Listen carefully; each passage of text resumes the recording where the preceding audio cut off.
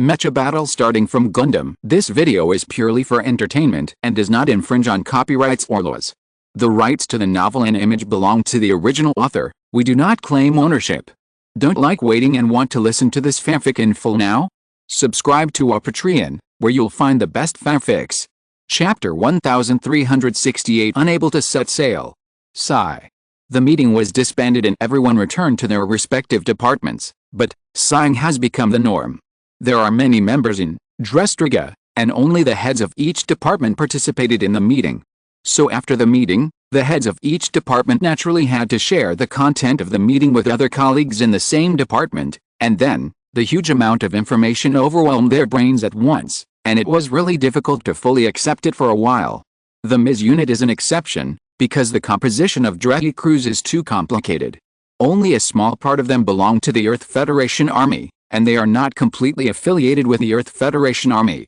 For example, the hired Egi St. Claus, the Huso, Mabet, and Shorek teams of the Holy Military Alliance that just merged not long ago, the Rabbit team of the Highly Autonomous Federation Army Subordinate Agency, MJP, the Lion King Kai, Tianhai Go, and Jideo Jisi of GGG. Even Jonah Bishuda, a regular Federation soldier, is more affiliated with the Rossi Chamber of Commerce. There is also Jian Ti, who has a nominal position in the Federation Army. It is better to say that he is an aider of the Federation Army in the name of the Federation Army than a Federation soldier. Not to mention the others, such as Ryu Raima, a lone man, a visitor from another world. Ha, it's really an interesting unit, Fen. I'm glad you can find so many companions to march side by side. After being freed from the Clawman by Cruz, Kadbito joined Dreki Cruz. On the one hand, it was to repay the favor.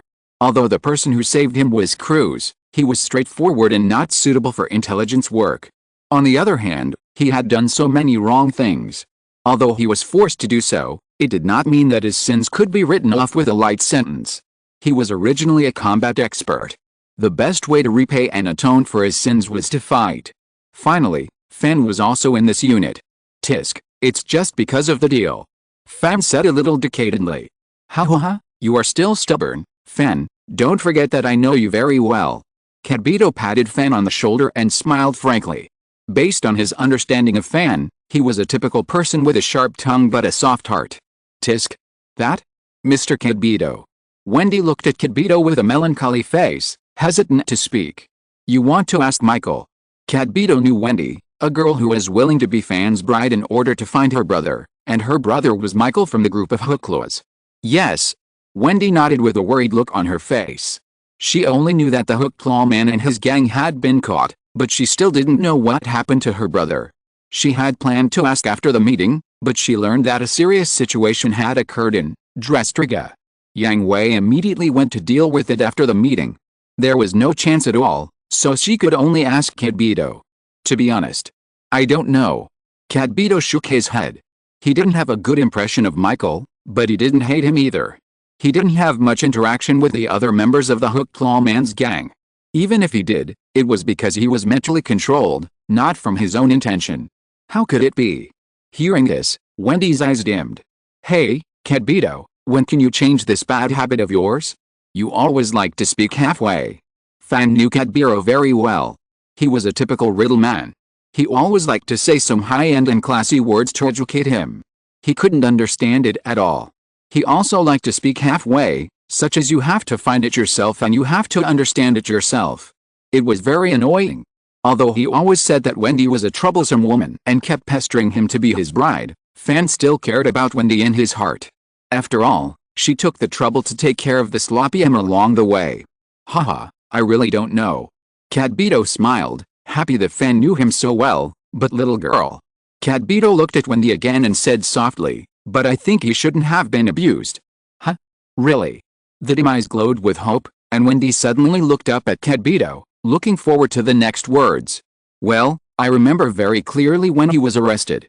Mr. Cruz received an order from Colonel Yang Hui, specifically asking him not to touch Michael, and, although Mr. Cruz is a very cold and dangerous man, he will still obey Colonel Yang Hui's orders. And Michael really doesn't know any intelligence, so he won't be tortured.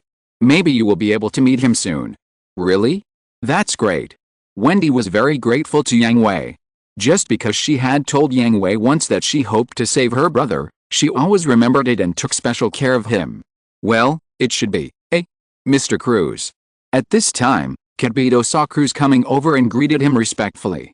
It seems that you have adapted to the new life very well, Mr. Cadbido. Congratulations. Cruz said with a smile. Thank you for saving me from the claw man, Mr. Cruz. If you have any instructions, just tell me. Don't be so polite, and I'm not here to see you. Cruz waved his hand, telling Cadbido not to be so grand. He just saved him on impulse, and used the incident to shake up the internal relationship of the claw man. What is that? Cadbido was stunned for a moment, and then he thought of something and looked at Wendy. Yes. Cruz nodded and looked at Wendy. You are Wendy Garrett, right? Yes, Mr. Cruz, please tell me. Wendy didn't know Cruz, and she also felt that Cruz was a dangerous man, but when she thought that her brother was in his hands, she felt a little bit of anticipation. The Dristriga has encountered some problems and will not set sail for the time being. I can take you to see Michael Garrett, and you can try to persuade him, but it depends on your ability. Really? That's great. I will definitely try my best to persuade my brother. Thank you very much, Mr. Cruz. Don't be happy yet, Cruz said to Wendy, pouring a basin of cold water on her. Your time will end when the Dristriga sets sail. If the Dristriga sets off and you still haven't persuaded him, then I can only take him back to the headquarters of the Federation Army's Intelligence Department for custody. Of course, I will just detain him and won't do anything to him. You can rest assured about this. I understand, Mr. Cruz. I will do my best. Wendy did not make a fuss and expressed her understanding of Cruz's decision. After all, she was given the opportunity and time. If she couldn't accomplish it, that would be her problem. After all, Michael was the enemy of the Earth Federation Army, and it would be right to kill him directly, not to mention that he was caught and given the time and opportunity to persuade her. I'm glad you understand. Cruz nodded, then looked at Fan, Mr. Fan, is there another Mr. Georgia Langland among your companions? You're looking for Georgia. Fan was stunned and asked back. Yes, when I captured the Hook Claw Man, there was a troublemaker who was also captured by me. I checked the information and his name is Ray Langland. The site came to the other side, the core cabin of Dristriga, which is also the main body of AOS. Yang Hui, Graham, Mitsuba Greywall, Reynold Harding and Mabe gathered together, and a large number of researchers were busy on the side. Is AOS completely down? Yang Hui asked Mabe. Yes, AOS has completely stopped operating, and the entire computer system of Dristriga has been greatly affected. If the operation of AOS is not restored, Dristriga will even have difficulty taking off, Mabe said with a serious face. Because of Ajidachia? Yang Hui asked, because he and Mabe had never thoroughly studied AOS. At first, he thought AOS was just Achidachia's hiding place, but he didn't expect it to be so closely related. This is not certain yet, but it is very likely. Mabe replied to the bad news.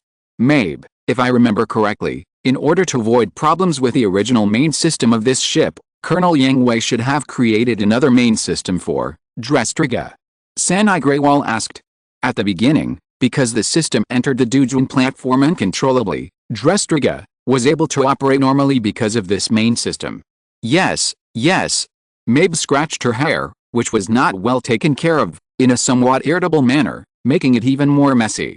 But the system written by Colonel Yang Hui is only an auxiliary pendant, and it cannot fully support the operation of all the components of Dristriga. It worked last time because AOS was just out of control, not stopped working, and the basic functions were still working, but this time it's different.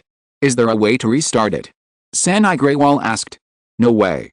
Maybe spread her hands and looked at Yang Hui, unless we let her out again and try again. Is there no other way? Sanai Greywall immediately rejected this option. Achidachia's threat was too great. How could they let her out again after finally catching her? But Dristriga couldn't stay here forever. They still had many tasks to perform. There is another way that is not a way. Maybe said. What way? Sanai Greywall and Reynold Harding were looking forward to Maybe's answer. Tear down, AOS. Tear down. Sanai Greywall and Reynold Harding were stunned for a moment and were shocked. Yes, dismantle it. This plan is not feasible. Before Sanai Greywall and Reynold Harding could speak, Yang Hui immediately rejected this option. The Dreskliga is a warship developed with a legacy of the divine civilization, EOS, as its body, and AOS is the core of its body. The body frame of the entire Dreskliga is built around AOS. Dismantling AOS is equivalent to returning Dreskliga to the factory for reconstruction. We don't have that much time. So this is not a solution. Mib was also helpless. Apart from this solution, she really couldn't think of any other solution. What should we do? The Infinite Demon's luring operation is about to begin. We don't have time to delay. Sanai Greywall was a little anxious. Not only would they miss the scheduled time for the Infinite Demon's luring operation, but if they didn't find a way to solve this problem, Dreskliga would be useless. How about changing the ship? Chapter 1369, Changing Ships? Not true. 48K, just treat it as a small benefit. Okay, change a ship, what? Yang Hui rolled his eyes. Mabi's suggestions were all unreliable. Of course it's the Macros class. Mabi suggested excitedly. Although the mystery of the divine civilizations, EOS, and AOS, deeply attracted her, the beauty of the Macros class battleship also attracted her. The deformable structure of the huge battleship, the super heavy quantum reaction cannon, the GN pinpoint defense system, there are too many things that fascinate her. Well, the question is, where can we get a spare Macros class battleship for you? Yang Hui asked Mabi with dead eyes. He knew that Mabi was coveting the Macros class battleship.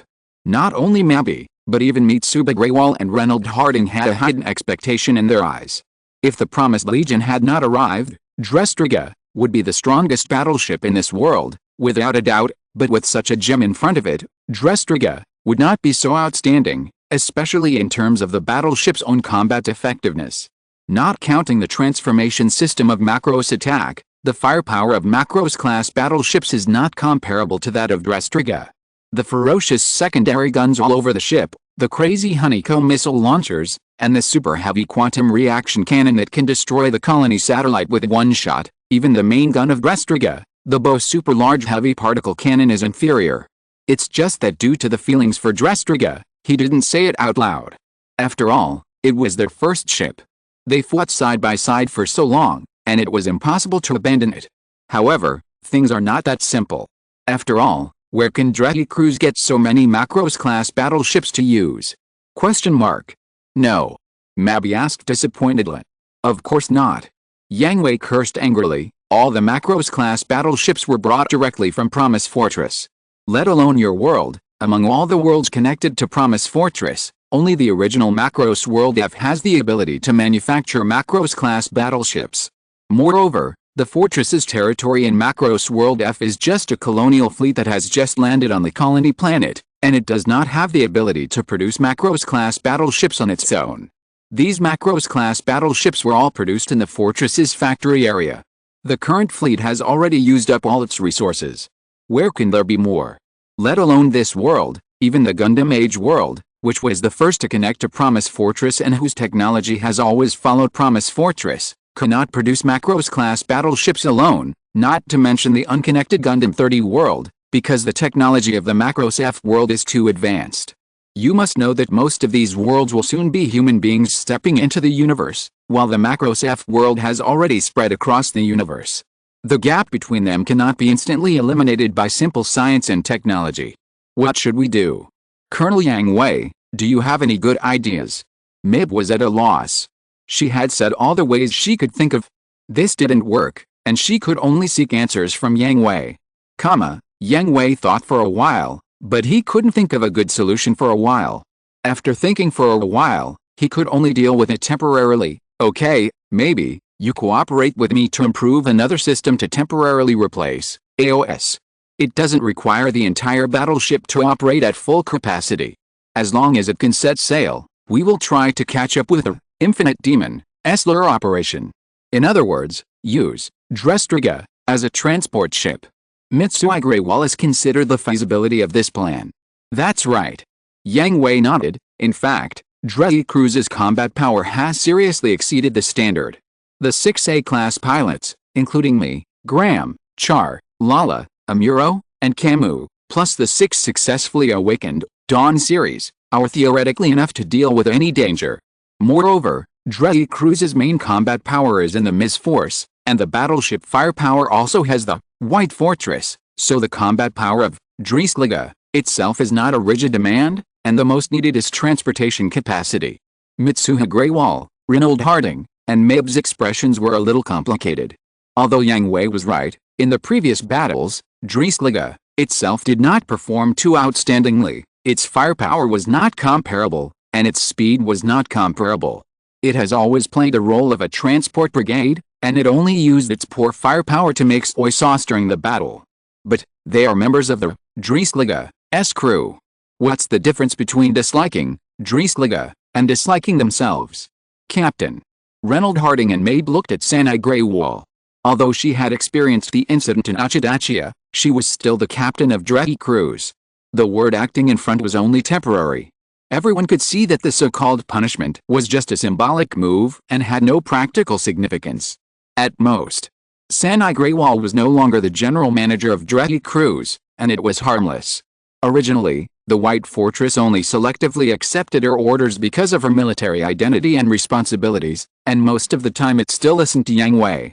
Therefore, the final decision on Dreki Cruise still needed Sanai Greywall to make. Then let's do it. Considering that there was no other good way, Sanai Greywall accepted Yang Hui's suggestion. Mabi, cooperate with Colonel Yang Hui to let Dreesliga fly first. We must catch up with the Infinite Demon's luring operation. Understood. Colonel Yang Hui, thank you for your hard work. It's my job. After discussing the results, everyone dispersed. Yang Hui and Mabi led a group of researchers to start working busily. The system of such a large ship is not so easy to make, not to mention that they have to temporarily replace AOS to operate. Sanai Greywall separated from Reynold Harding. Although he was not the captain, Reynold Harding had more things to do than the captain. On the one hand, all the details of Dreesliga needed him to keep an eye on, and on the other hand, the status of the members also needed to be observed and adjusted in time. Sanai Greywall had nothing important to do for the time being, so she simply returned to the captain's room. After the meeting was dismissed, she put on the dignity of a captain and did not show anxiety and cowardice in front of her companions. But now she was alone, and she felt very tired when she relaxed. At the same time, the guilt and self-doubt hidden in her heart surged up again and lingered around her. Am I really still qualified to lead everyone to fight together? Although Achidachya's influence did not cause any substantial losses, it almost caused the entire unit to fall apart, triggered less intense internal conflicts, and planted the seeds of doubt and conflict in everyone's hearts. Fortunately, Achidachya was caught in time, the influence she caused was eliminated, and Yang Hui also stood up in time to explain the matter, which saved the crisis of internal division. But Sanai Greywall, as the initiator, will not let it go because of this. As the head of this unit, she has become the promoter of internal division. What is the difference between this and the intrigue and mutual hindrance among the former Earth Federation army leaders? Ding ding ding. Just as Sanai Greywall was getting more and more depressed and thinking more and more deeply about self-doubt, the doorbell rang. Sanai Greywall patted her face to cheer herself up. Who is it? Sanai, it's me. Aggie. Can you open the door? After hesitating for a moment, Sanai Greywall still opened the door and invited Aggie St. Claus in. Come in. Sorry for disturbing you. Aggie St. Claus was still embarrassed when he thought that he could be alone with Sanai Greywall in her boudoir, but he still walked into the room with courage. What's the matter, Aggie? Sanai Greywall asked. I heard you were resting in the captain's room, so I came here. Did I disturb you? Aggie St. Claus asked shyly. No, it's okay. The two people were silent at the same time, and the captain's room fell into a strange silence. That? You go first. You go first. No, you go first. No, you go first. The two of them spoke at the same time, which made them stunned for a moment, blushing and laughing. PFFT, you go first. Aggie, what do you want to talk to me about? Sanai Greywall covered her mouth and chuckled. The embarrassment and shyness were reduced a lot, and the atmosphere in the room became relaxed. That? I'm just a little worried about you, Sanai. Aggie St. Claus also relaxed a little, but was still quite shy. He mustered up the courage to speak out his worries. Although there was no abnormality on the surface, After going through so many things, Aggie St. Claus knew that Sanai Greywollet would blame herself and doubt herself, so he wanted to come to see her and accompany her. Don't worry, Aggie, I'm fine. Sanai Greywollet paused, then immediately regained a relaxed expression and said to Aggie St. Claus, Don't lie, Sanai. Aggie St. Claus pointed out Sanai Greywollet's disguise. You must be blaming yourself now, right? Huh? In fact, everyone is very worried about you, Sanai. After all, we have worked together for so long. Am I really still qualified to lead everyone to fight together? Everything was pointed out, and everyone saw through his heart, so there was no need to continue pretending. The breath was lost, and the whole person became depressed. Of course, it should be said that it would not work if it wasn't you, Sanai. Aggie St. Claus said seriously. But there is also Colonel Yang Hui. Well, Colonel Yang Hui is indeed very powerful and admirable, but he is not as good as you in one aspect, Sanai. Huh? Is that so? Sanai Greywollet said in surprise. Yes. Aggie St. Claus nodded and said solemnly, Colonel Yang Hui does not belong to this world, or, not only to this world. Huh? What is this? Sanai Greywollet did not understand what Aggie St. Claus meant. How should I put it? I'm not good at speaking, I don't know if I can express myself clearly. Aggie St. Claus scratched his hair and organized his words as best as he could. Look, Yang Hui is the commander-in-chief of the Promised Legion. Although he is now acting with Dreddy Cruz, it is only now, isn't it? One day, he will leave, and the person who can lead us forward at that time, won't it still be you? Puff. Hearing this, Sanai Greywollet couldn't help laughing. When you say this, aren't you saying that I'm a lower-level substitute for Colonel Yang Hui? No. That's not what I meant. Aggie St. Claus was embarrassed. He wanted to slap his stupid mouth and explain hastily, Look, Colonel Yang Hui has to take care of so many things that he always ignores some of our little things, and you, as our captain, only need to pay attention to us, right? Sorry. In the end, Aggie St. Claus chose to apologize. This stupid mouth really made him helpless. He was not very good at speaking, and he was even worse in a hurry. However, the effect was still good. At least Sanai Greywollet laughed happily. It's okay, Edge, I understand what you mean. Really? Edge St. Claus looked at Sanai Greywollet in surprise. Well, and, thank you, Edge. Sanai Greywollet thanked softly with a gentle expression. Sanai. By the way, Edge, I saw you left a meeting in the middle, are you okay? With the alternative comfort of Edge St. Claus, Sanai Greywollet felt a lot more relaxed, and did not continue to dwell on this issue, and shifted the topic to Edge St. Claus. After all, his angry departure was also quite worrying. I'm fine. When he mentioned himself, especially the content related to his life experience in an agency, Edge St. Claus fell into a depressed state visibly. Although Husuo, Ida Longsheng and Al tried their best to comfort him, and others also offered comfort and encouragement after the meeting, the nightmare of the past was not so easy to disappear. Can you tell me about your past? Sanai Greywollet asked after a moment of silence. My past? Forget it, it's not a good story. Aggie St. Claus was reluctant to even recall it, let alone share it with others, and, this past was not only his nightmare, but also his inferiority. Colonel Yang Hui once said that if you want to defeat yourself, the first thing you have to do is to face yourself. Aggie, I believe you. Sanai Greywollet looked at Aggie St. Claus sincerely, and then made a joke, and, didn't you just say that as a captain, I have to pay attention to you at all times? That? Aggie St. Claus was immediately embarrassed. Not only was his reckless words used, but Sanai Greywollet was also a bit aggressive. How could he, a novice, resist? Okay. Under Sanai Greywollet's gaze, Aggie St. Claus finally gave in and told his past hesitantly. I'm sorry. After listening to Aggie St. Claus's story, Sanai Greywollet apologized to him. It was indeed not a good memory, and he was a little too abrupt. No, Sanai, you don't have to apologize. Aggie St. Claus shook his head and smiled gently. I do feel better after speaking out. Thank you. Not to mention, even when Husuo, Ida Longsheng and Al comforted him, he did not tell them about his past. He had been holding it back, hiding it, and enduring it. Now, at Sanai Greywollet's request, he spoke out, and he did move a part of the big stone in his heart. This is also the captain's duty. It would be better if I wasn't the captain. Aggie St. Claus pulled the scarf to cover his blushing face and muttered softly. However, the room was so small, there were only 2 people, not far away, and there was no noise, so even the quietest words could be heard.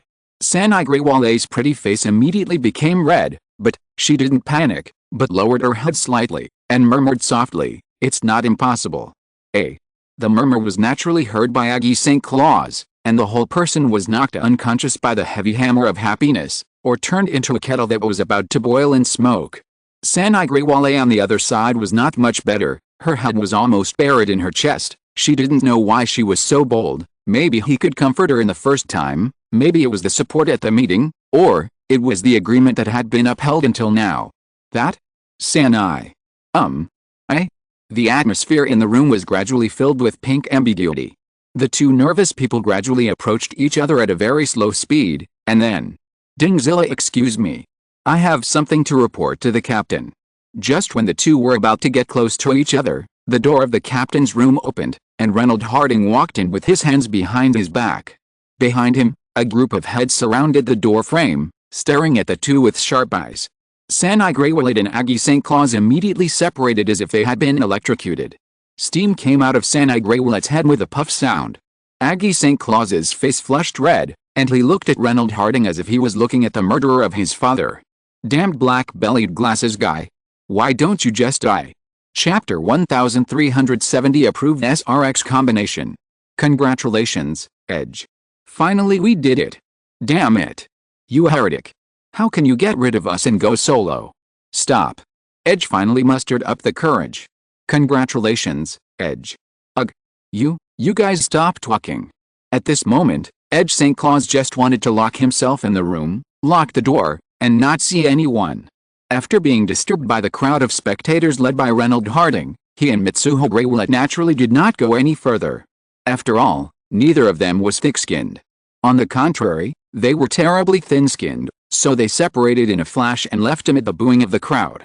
Originally, he did plan to go back to the room and be quiet, and come out again when everyone had almost forgotten about the matter, but who told him that he hadn't completed today's training subjects?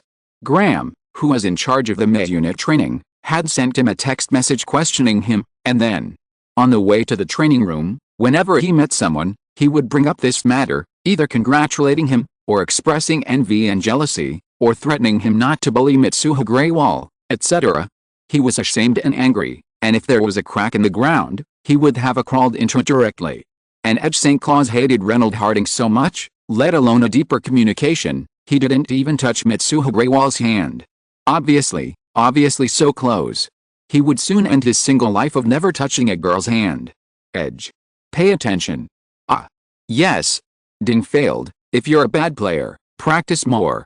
The simulated training failed, and every time Edge St. Claus saw the bright red word bad in front of him, he couldn't help but want to complain. It was so vicious. Squeak! The simulation chamber opened, and Graham looked at Aggie St. Claus with an unhappy face. What's wrong? You've been distracted for 4 consecutive times. This is only difficulty 4, and your highest record is difficulty 7. Sorry, Mr. Graham, I'm distracted again. Aggie St. Claus was very ashamed. Being distracted because of personal matters during training is a violation of basic qualities. In addition, Graham also attaches great importance to the training of Ms. pilots. He already had a premonition that he was going to be in trouble. Forget it, you can go and rest today. Graham sighed. He also knew what Aggie St. Claus was like. In this case, asking him to complete the basic training well was simply a fantasy. Graham's magnanimity exceeded Aggie St. Claus's expectations. Privately, Graham was a passionate and reliable big brother. He would not refuse to ask him for help. He would always respond to his requests. He was sincere and frank, and very popular. But there was only one thing that made everyone love and fear him, and that was training. Currently, the training of the Ms. pilots of Drestriga is supervised by Graham, Char, Amuro and Camu in turn. The other 3 are fine. If they are not in good training condition, they will be scolded at most, and then they will be taught carefully. But Graham, after these 2 steps, there is an disgusting additional item. If you don't know how to do it, you have to keep practicing. You can't stop until you can do it. You must surpass your limits and surpass yourself. In simple terms, It means extra training. Not only must the amount of training be doubled, but it must also show visible improvement before it ends. Bargaining? Skipping training? In Graham's hands? Stop it. Zenga, who has the highest personal combat power, is practicing invincible Eastern style with Graham. Edge St. Claus has already prepared to die in the training room today, but Graham changed his usual behavior and didn't scold him. Instead, he let him go and allowed him to take a day off today. Are you, really, Mr. Graham? Edge St. Claus was really not joking, but was really scared by Graham, who is the opposite of him. Wow? Interesting. Hearing this, Graham's mouth curled up dangerously, then followed the normal process. Sorry, I was careless, I apologize. Hearing the words normal process, Aggie St. Claus's butt was like a spring, jumping out and bowing 90 degrees to Graham. Okay, go ahead. Graham waved his hand. Although he was very strict in training, he was not unkind. A single dog who had been single for as long as his age suddenly got the love he longed for, and was interrupted when he was about to succeed. It would be a miracle if he calmed down to train. Not everyone has Yang Hui's thick skin. That? Can I ask? Don't ask, just sit back down if you ask. I'll take my leave first. Then, Aggie St. Claus ran away, causing the people who were resting around to laugh. What? Mr. Graham is still very humane. Ida Longshen, who was resting after completing his training subjects, sighed. Haha, I've only just started. Graham also knew that Ida Takamori was on a break and would probably have to take the initiative to practice more soon, so he didn't blame him and started chatting. With your bad looks, if you go to Sergei's men for a few days, I guarantee you'll cry for your parents. Eh? Sergei. Lieutenant General Sergei Smirnov, the head of the Promise Corps Training Corps. Sergei's identity and position were not a secret in the database, so they knew about it, but they had only read the information and had never seen him in person. That's right, Yang Hui's big brother. He's so strict that I'm scared when I see him. Graham was not exaggerating. Since the Gundam world was connected to the Promise Fortress, Sergei, who was known for his seriousness and strictness, was appointed as the head of the training corps, forming a training corps specifically responsible for MIS pilot training, responsible for all MIS pilot training matters of the Promise Corps. With Sergei as the captain, Graham also put down his burden. He changed from the main person in charge of MIS pilot training to the deputy, serving as Sergei's deputy and becoming the deputy captain of the teaching corps. Graham dared to say confidently that he was serious about MIS training. He would never allow anyone to die on the battlefield because of insufficient training. Following Yang Hui's consistent style, he would rather you die on the training ground than become the enemy's Medal of Honor after you go to the battlefield. However, since Sergei took over the MIS training, Graham's confidence has disappeared. That's not training at all, it's torture. However, this is also one of the important reasons why the Promise Corps has maintained rapid growth. Sergei's training can not only quickly improve everyone's MIS driving skills, team tactics, physical fitness and other necessary skills, but also greatly improve everyone's ability to withstand pressure. In the face of any high-pressure environment, they can maintain their mentality and grow rapidly under high pressure. Hiss, XN. Not only Ida Takamori, but everyone who was listening took a deep breath. Their daily training was already very strict, and Graham was enough to scare them. Even Graham was afraid. We are so happy. Okay. You have all completed your daily subjects. You can arrange the rest of the time by yourselves. Takamori, after Lai and Kei have completed their daily subjects, bring them to me. Yang Hui specifically asked that the SRX fusion test should be put on the schedule. Graham told everyone. Eh? Really? Ida Takamori's eyes lit up. After the new SRX series of machines were completed, not only did the combat power increase greatly, but the safety factor of the final fusion was also greatly improved, but Yang Hui had not allowed them to conduct the fusion test because their own abilities were not enough, especially Gurlin K. She was the heart of SRX, and her telekinetic strength was very important. Well, the three of you have passed the test and can start the combined test. For now, use the simulation training system to adapt. When Yang Hui is free, he will personally supervise the combined test of SRX. Great. Ida Longsheng asked because he was too surprised. Neither Graham nor Yang Hui would joke about such things. Well, take a good rest and try to succeed in the simulation training program today. Understood. On the other side, the familiar viewing corridor, Zenga and Elzem like to come here every time they have nothing to do. Although they get along well with other people in Drestriga, with the advice and help of Yang Hui, neither Zenga nor Elzem like to chat, so they come to this quiet place when they have nothing to do. After returning, the war between DC and the Federation will be more intense, right? Elzem worried. This is not the first time he has worried about this problem. Both sides have obtained new and powerful technologies. Many members of the Steel Dragon team, which is the counter-attack force of the Federation army, have become stronger here. DC will face a more dangerous situation. This is not something we should worry about. Zenga was much more mature than Elzem in this regard, and he saw it more clearly. I am just the sort of the commander-in-chief. I will kill all the evil for the commander-in-chief. No matter how powerful the enemy is, I will kill him. You are worthy of you. Elzem sighed. Besides, after we go back, we may not be able to fight again. At least there will be a long buffer time. Zenga said. This is my negligence, and we don't know when we can go back. Maybe, after we go back, the war is over. Elzem shook his head and said.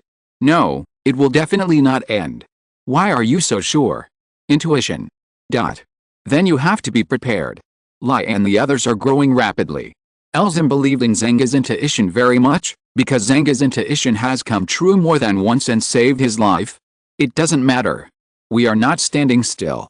Zenga said with a steady breath, making people feel that the person standing in front of him is a mountain, steady and reliable. Sorry to bother you, can we chat? At this moment, Irem, Kayasuk Nanbu and Excellence Browning came together and looked at Zenga with sharp eyes, especially Kayasuk Nanbu and Excellence Browning. They had a question that they wanted to figure out no matter what, and that was Zenga's betrayal. Chapter 1371 The Truth. Do you want me to tell you? Elzem also knew why Nanbu Kayasuk and the other two came, because he and Zenga joined DC for the same reason.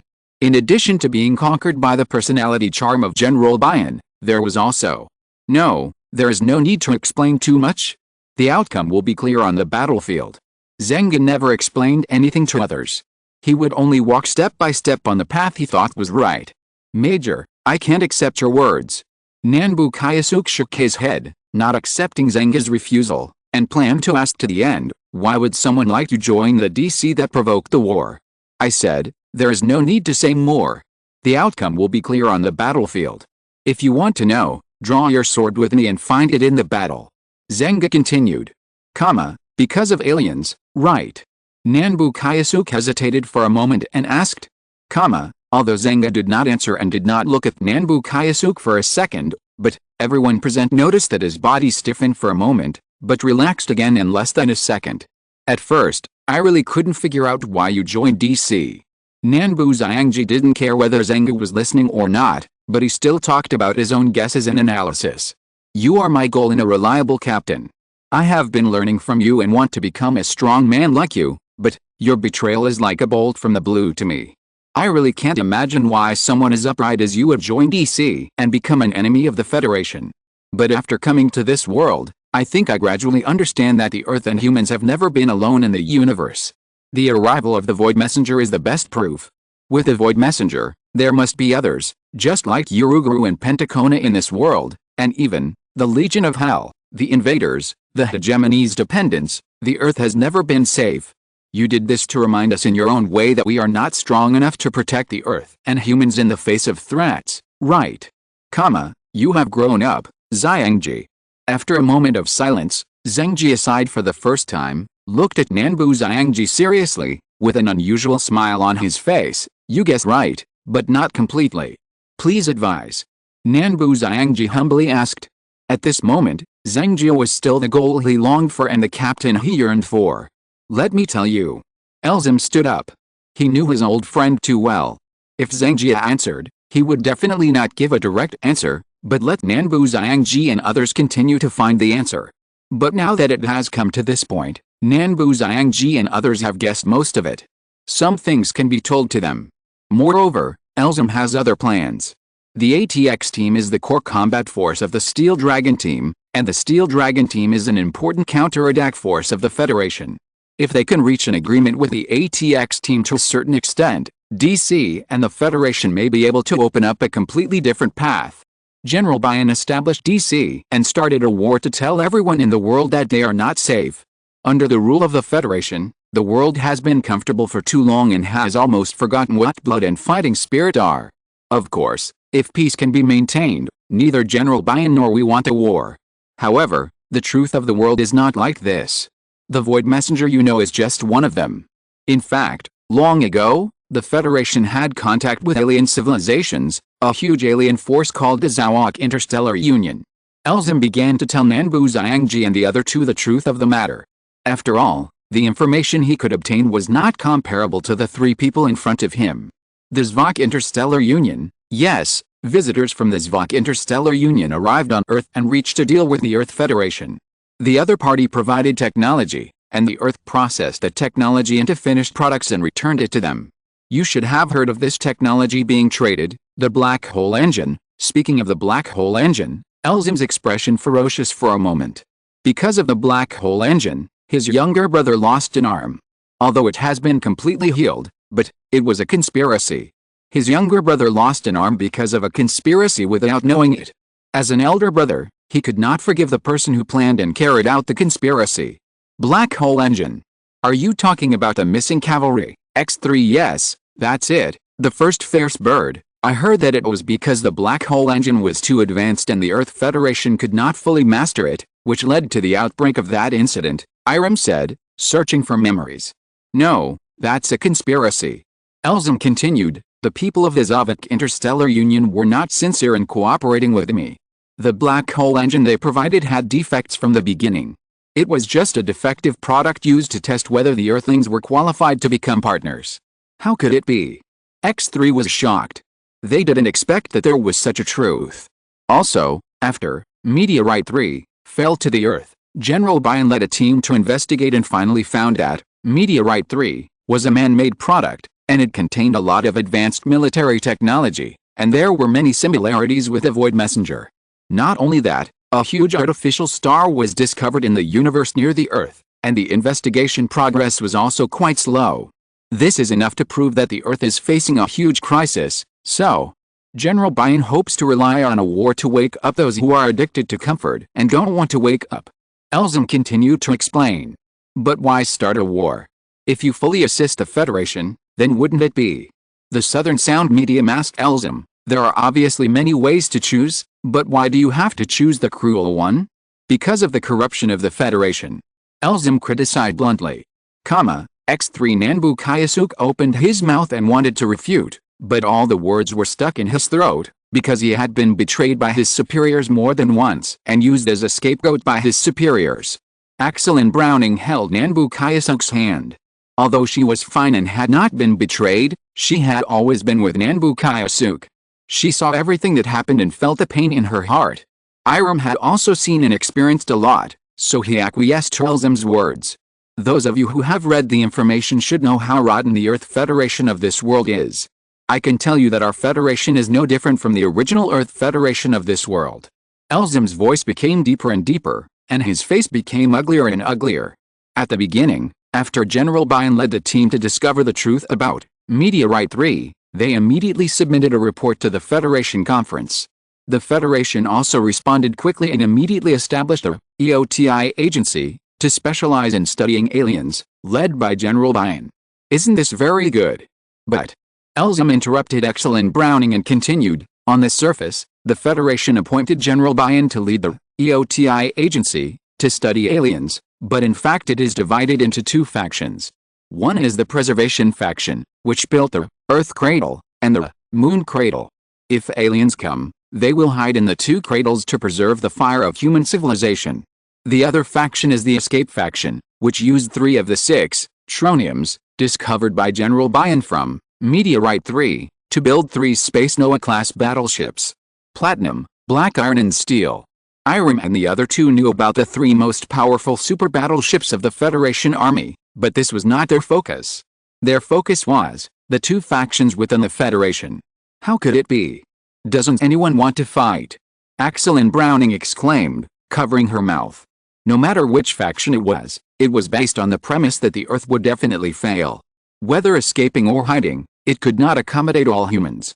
Most humans would eventually become abandoned by a very small number of people, and this very small number of people, need I say more?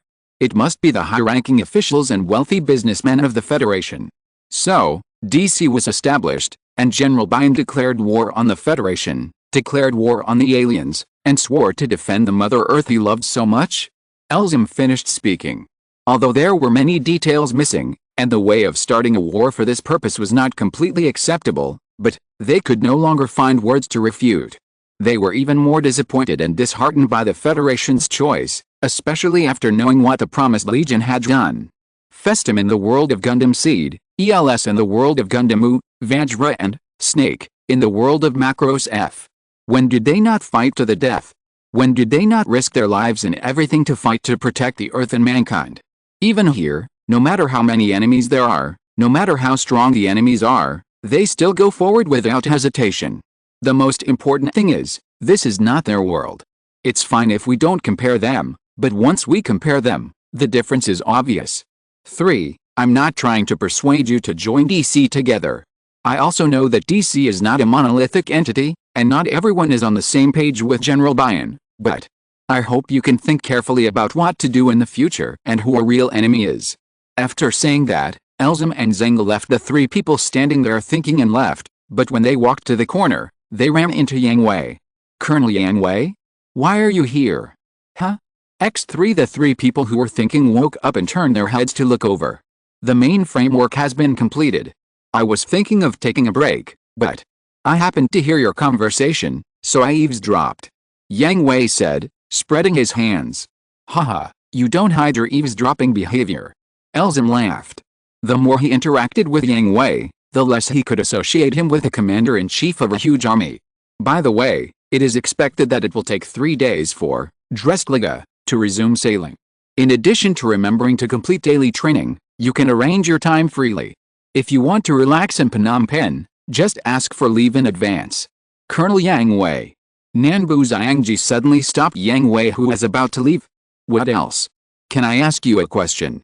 Do you want to ask me if I agree with General Bion's approach? Yang Hui asked directly without waiting for Nanbu Xiangji to ask. Yes. Nanbu Xiangji was stunned for a moment and shook his head helplessly. He was indeed a monster who could see through people's hearts. I agree. Yang Hui answered Nanbu Xiangji's doubts without hesitation. I don't have the habit of leaving my fate to others, and my consistent principle is to have good wine for friends and a sharp sword for enemies. Even if the enemy is invincible, I will bite a piece of meat off his body. Chapter 1372 Failed Startup. The next day, the new system of Drestliga was 78% complete. The main body was completed. The remaining were some minor details. These were handed over to others. Mabi just had to keep an eye on it. In the next period of time, Yang Hui planned to watch the SRX fusion test. It is undeniable that the ultimate fusion of SRX is still very powerful, and this is also something Yang Hui promised them, so he naturally had to pay attention. Coming to the simulation training room, Amuro was on duty today, and he was also watching the fusion simulation of the SRX team. Boss, you are here. Well, how is the result? Pretty good. Amuro called up the fusion simulation data of the SRX team and said, yesterday, under the guidance of General Graham, we successfully completed the first fusion, but the consumption of the first fusion was very large and we could not maintain the combat state. However, we tried a few more times later. Until today, we have been able to maintain complete combat capabilities after the successful fusion. Yang Hui browsed the data and listened to Amuro's report, nodding with satisfaction. The ultimate fusion of the SRX series is not something that Yang Hui can achieve directly by simply updating the machine bodies for them. The biggest core is still the telekinetic control of Gulen K's heart, balancing the connection of various modules, which requires Gulen K's telekinetic power to be very high. Moreover, the simulation training system of Drestliga has a very high degree of restoration, so high that it can limit all willpower. Compared with the simulation training system of Promise Fortress, it is only a complete restoration of death. So Yang Hui is very confident that they can conduct preliminary tests in the simulation training, so that they can better grasp what kind of mental state they are in when they merge. Squeak. The simulation chamber opened, and the exhausted Ida Longshen, Lattice F. Pursuta and Gulen K walked out. Although they were sweating and their faces were tired, They could not hide the fiery and excitement in their eyes. Mr. Yang Hui. You are here. Ida Longsheng greeted Yang Hui enthusiastically when he saw him. Well, it's almost done over there, so I came to take a look. How do you feel? Data is one thing, but we still have to ask the three people about their personal feelings. Very good. We have been able to merge successfully and participate in the battle. Ida Longsheng said excitedly. From the beginning, they were forced to separate within less than 5 minutes after the successful fusion, to now they can fight for an hour after the successful fusion, which is a great improvement. Thank you very much, Mr. Yang Hui. If it weren't for your help, we wouldn't be able to complete the fusion of SRX. Lattice F. Pursuta admired and appreciated Yang Hui very much, because in the SRX fusion process, the most dangerous one was Gulin K, followed by him, and he was not much behind. Compared with Gulin K, who needed to use his own telekinesis to support the fusion process of 3 bodies, the danger that Lattice F. Pursuta had to face came from R2. According to Yang Hui, the original R2 was equivalent to putting a layer of armor on the outside of the tronium engine and adding some weapons. When fusion, because the tronium engine had no restrictions at all, it directly entered the overload state. At that time, R2 was no different from a super bomb that could explode at any time. K, how do you feel? Yang Hui was most concerned about Gulin K's problem. Although there was dual assistance from the T-Link system and the telepathic frame, Yang Hui also added a limiter to it, and Gulin K's mental wave strength was greatly improved, but the specific effect still needed multiple tests to find the best solution, and the OS of R3 also needed to be adjusted according to Gulin K's actual situation. Thank you very much, Mr. Yang Hui. Gulin K did not report the situation at the beginning, but expressed her gratitude. With the assistance of the telepathic frame and the restriction of the limiter, I no longer have a splitting headache and the pain of being torn apart. Although there was still a great burden at the beginning, it was much softer than before, and I have adapted to this burden and found the trick. In other words, there's still a big burden, right? Yang Hui asked. That's true. Gulin K nodded in agreement without being pretentious. Now is not the time to be polite. Negligence caused by politeness can cost her life on the battlefield. I will adjust the OS according to your data. If there are any other problems, please tell me. Yang Hui wrote down Gulin K's question and asked again. He was confident in the machine he designed. Even if there were problems, they should be minor problems. A slight adjustment would be enough. It would not take too much time. Drestriga would not set sail until tomorrow, and it was still a long way to participate in the Infinite Demon luring operation, so there was plenty of time. I also have something I want to modify. Not only Ida Longshen, but also Lattice F. Pursuta put forward his own opinions. When they were driving their own machines alone before, they did not find any problems. They were quite compatible with them, but after they merged, many problems were exposed. They were all minor problems, but it was precisely because of these minor problems that they felt a lot of discomfort and frustration when driving the ultimate merged machine. Yang Hui wrote down these problems one by one. I will start to solve these problems. It won't take much time. After solving these problems, you can prepare for the real machine fusion and strive to successfully complete the real machine fusion before the start of this Infinite Demon luring operation. No problem. Then Yang Hui took people to deal with the problems of the SRX team, which made Ida Longsheng and others shake their heads. Mr. Yang Hui has just finished his work? Have we caused him trouble again? Ida Longsheng asked with some shame. He heard that in order to solve the operation problem of Drestriga, he didn't sleep all night yesterday. The work over there had just been completed, and he had to worry about the work of the machine preparation. He was really worried about him. Hey, Mr. Yang Hui, don't you plan to take a rest? Lattice F. Pursuta and Gulin K also felt ashamed. The boss is like this, he's used to it. Amuro knew Yang Hui too well. He was not a person who could sit idle and would always find something to do. Don't you want to persuade him? Will Mr. Yang Hui be exhausted? Ida Longsheng asked worriedly.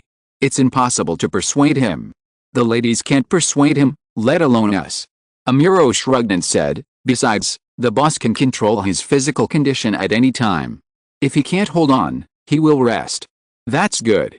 Hearing this, everyone also breathed a sigh of relief, especially for Yang Hui's pedestrians, otherwise they would really be worried, and it was also because of their own reasons. Okay, you guys have a good rest. Instead of worrying about the boss, you might as well take care of yourself. Your current condition is not very good. Okay, thank you Mr. Amuro. X3.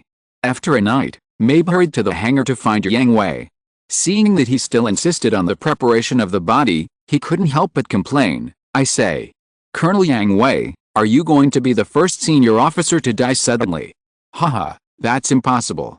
With my current physical fitness, there will be no problem even if I stay up for 3 days and 3 nights. But you. Yang Hui smiled and looked up and down at Mabe with heavy dark circles and dull hair.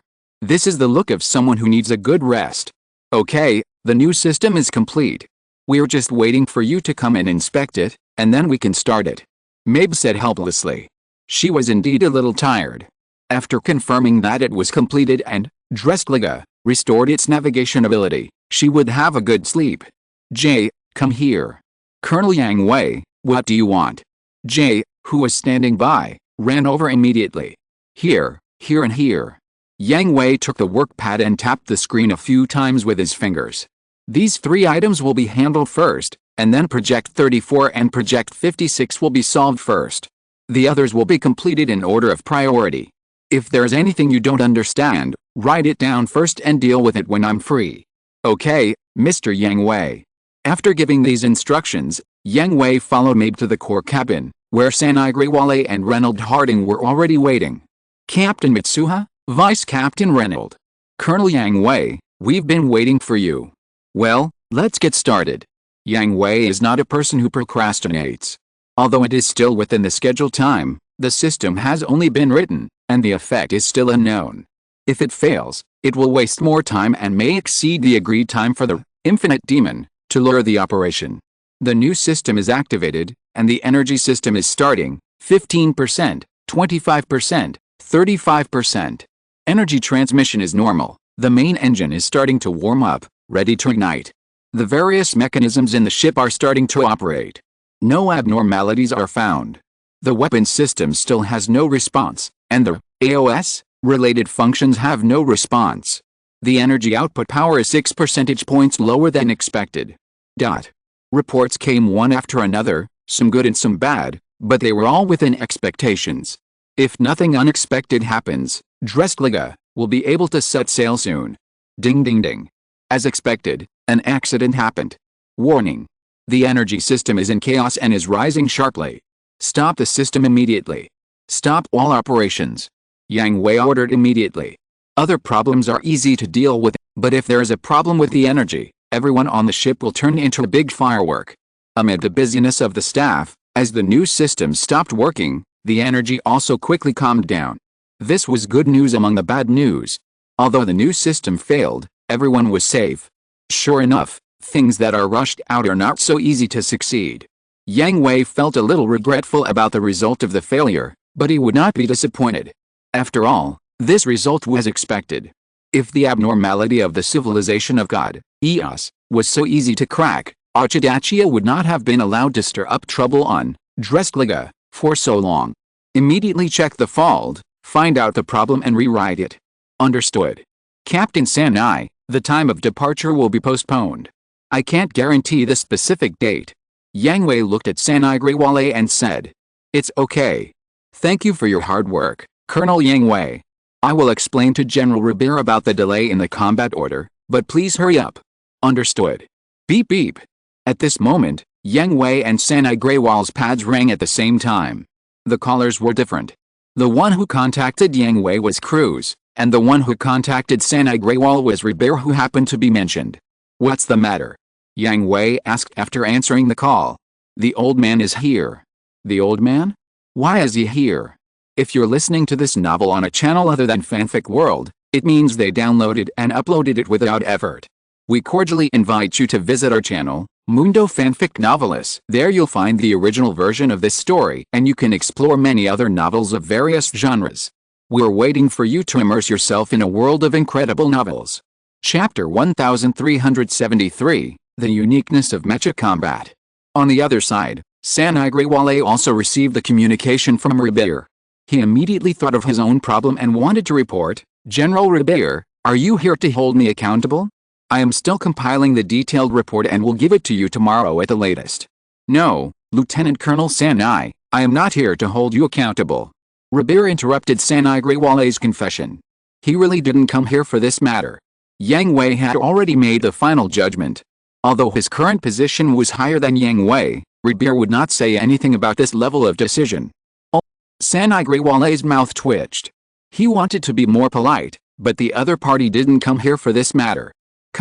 What instructions does General Rabir have? Ahem, Dr. Ayalia Hutchenberg, the president of the Federal Military Academy of Science, is going to dress Liga with an assistant. Protect him and meet all his requirements. Rabir coughed twice and talked about business. That Dr. Ayalia Hutchenberg.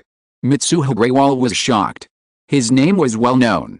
Before the truth about the Promise Corps was exposed, he was the leading scientist of the Earth Federation. The Federation's technological progress in the past decade was all his work. Of course, after knowing the truth about the Promise Corps, I learned that these were all background arrangements of the Promise Fortress and could not be taken seriously. But. There's a but. According to the updated information in the central database, Ayalia Hutchenberg's deeds and abilities are more than one level higher than the description in the background board, right? Before the Gundam world was connected to the Promise Fortress, he raised the technological level of the entire world by 200 years with the ability of one person. What kind of god is this? After that, he came to the Promise Fortress and made great achievements. To be frank, he led the team to conquer all the core technologies of the Promise Corps, and completely turned the acquired technologies into the Promise Corps own things, and developed them in depth, extending the technological line for a long time. Why would such a great god come to Drestriga without being well protected at the Federation Army headquarters? That's right. Because Drestriga was in an emergency state before, I was unable to notify you immediately. He should have arrived. I understand, General Rebel. I will send someone to take care of Dr. Ayalia. Sanai Grewal replied solemnly. After all, the other party was about to arrive, and this was Rebel's direct order. There was no room for bargaining. Sanai Grewal could only think about how to do this perfectly. Well, that's it. Regarding your handling, just do as Yang Hui said, do a good job, and don't let him down. Rebel reminded Sanai Grewal that he already knew about Ochadachia's existence and what she did on Drestriga. Rebel had the same idea as Yang Hui. It was not Mitsuho Grewale's fault. After all, even Yang Hui and Prue had not been able to find him. It was normal for a group of student soldiers who had just been on the battlefield to be infected. Moreover, Mitsuho Grewale's potential was indeed very high. Under Yang Hui's guidance, he grew very quickly. Of course, punishment was also necessary, because in this position, he had indeed violated the regulations and almost caused serious losses. So the two offset each other, and a symbolic punishment would be enough. The overall command of Dreki Cruz would be handed over to Yang Hui, and she would continue to serve as the acting captain of Dreistliga. When she could return to the regular position would depend on her performance. Yes, General Rebel. The communication ended here, and Mitsuho Grewale looked at Yang Hui. It was no small matter for Ayalia Hutchenberg to come to Dreistliga, and he did not know this doctor, so Yang Hui was still the main person for this task. Get ready to welcome them. They will be on board soon. Cruz has already received them. Yang Hui was helpless.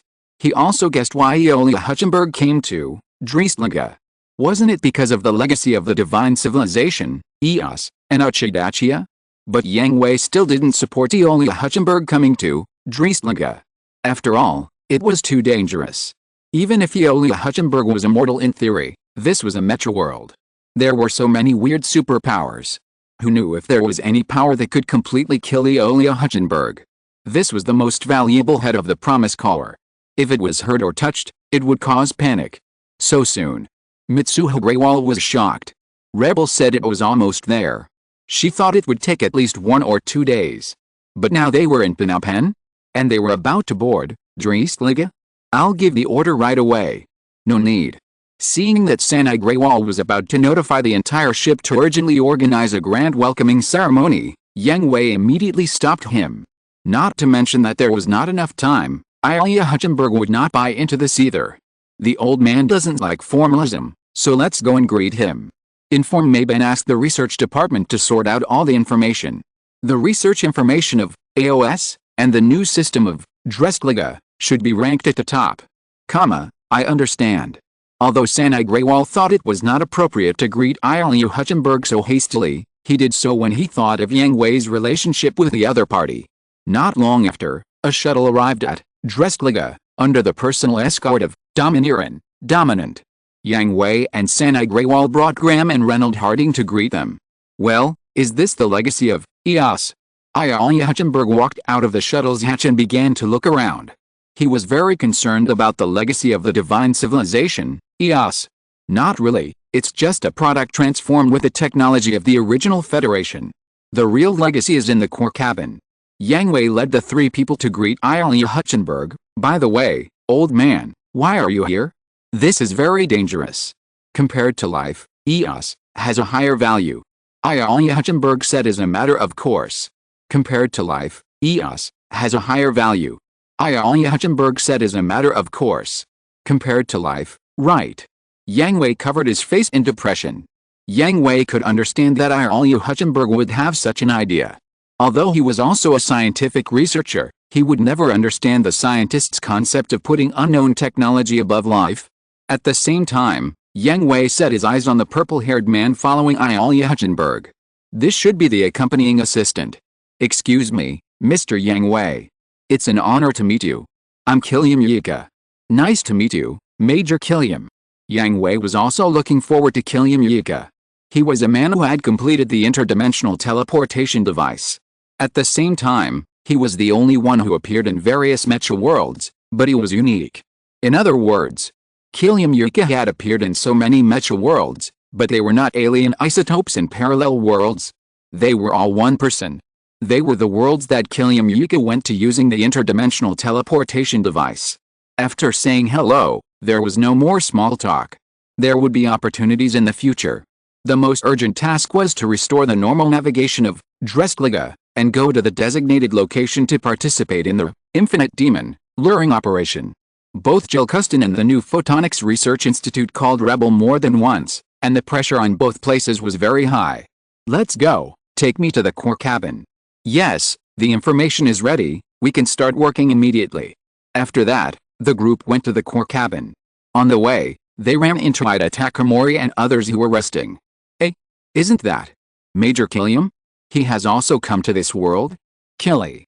Ida Takamori saw an acquaintance from the original world again, and was about to greet him enthusiastically, but before he could do so, he was stopped by Lattice F. Pursuta and Gulin K. Idiot, look at the situation clearly. Lattice F. Pursuta scolded. Although the bond between him and Ida Takamori was very deep, he still maintained the habit of preaching when appropriate, and wanted to educate Ida Takamori to be a model soldier, although this was unlikely. Haven't you read the information? Major Killian has already come to this world a long time ago. Gulin K shook his head in disappointment and said to Ida Takamori, it's only because of Major Killian's research ability that he has been staying at the Federal Army headquarters to assist the director of the research department in technological development. Ida Takamori scratched his hair awkwardly. He really didn't read the information carefully. That? Lattice F. Pursuta looked at the middle-aged man followed by Gilliam Yika and guessed his identity. Ilya Hutchenberg. It should be right. Gulin K nodded, her eyes full of expectation, and she was calculating in her heart, Major Gilliam is the assistant of Dr. Ilya Hutchenberg and will not participate in other projects. Find a chance to get in touch with him. That's right. We should also try to stop him. Let's talk about this later. Soon, the news that the super god of the Promise Corps came to Dressliga spread. Regardless of whether they had other ideas or not, they all came to see what was going on, wanting to see what a god who could raise the technological level of a world by 200 years looked like. However, you have nothing to do, right? If you have nothing to do, I can arrange it for you. Swish, swish, swish. The onlookers who were blocked at the door dispersed in a hurry, and they also learned the art of teleportation without a teacher. The speed was so fast that even the shadows could not be seen clearly. Tisk, need some training. Yang Hui cursed angrily and came to Ilya Hutchenberg's side. How is it? There are some minor problems. Let's debug and prepare for the second departure test, Killian. Understood. Chapter 1374 The One Who Made Harmon Break Down. On the way from the Far East to Zilkustan, two huge fleets hovered in the sky. 8 Suzaku-class transport ships were carrying the huge, infinite demon, and moving slowly. A large number of mobile suits spread outward from the fleet, alerting the surroundings. The 13th and 14th patrol teams reported that there was no abnormality. The 25th, 26th, and 27th patrol teams also sent back the same report. Stay alert, no one should relax, order the patrol troops to keep patrolling the surroundings, don't stop for a moment. Heyman, who was sitting in the captain's seat of the flagship, waved his hand and ordered sternly. Understood. And is there any news about Matt Thuman's reconnaissance team? Heyman asked. No news has been sent back yet. This bastard. When it comes to Matt Thuman, Harmon loves and hates him. Her fleet members were formed by her from scratch, and most of them came from the Gundam Zoo world, that is, the group of people under her in the future. Matt Thuman is capable and is one of her generals, but this person always harasses her, and is overly narcissistic. Sometimes he will violate orders and act on his own, which makes Harmon very headache. Contact Matt Thuman immediately and ask about the situation. Got it. Got it. Sick was sweating profusely and immediately contacted Matt Thuman, who was conducting reconnaissance on the way forward with his troops. This is Matt Thuman. Does Lord Harmon have new orders? The communication was quickly connected, which also meant that there was no battle ahead. Matt Thuman, the reporting time has exceeded the stipulated time. What happened? Harmon asked coldly. Lord Hammond is worried about me. This is a supreme grace. Speak human language. The current Hammond is almost the same as the Queen Hammond in the original historical trajectory. She is a little arrogant in front of Char in private, a gentle and reliable sister in front of Minerva, and a proud but unique care and tenderness in front of others. But in battle, she is the iron-blooded queen who ranks among the top in the Promised Legion.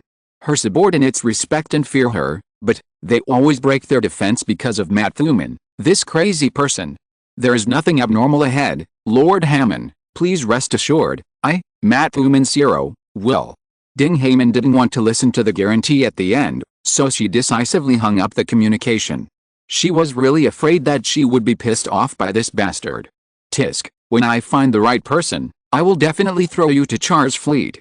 After hanging up the communication, Heyman suppressed her anger and covered her face with great depression. Although the voice was not loud, it was not small either. The bridge was still relatively quiet at the moment.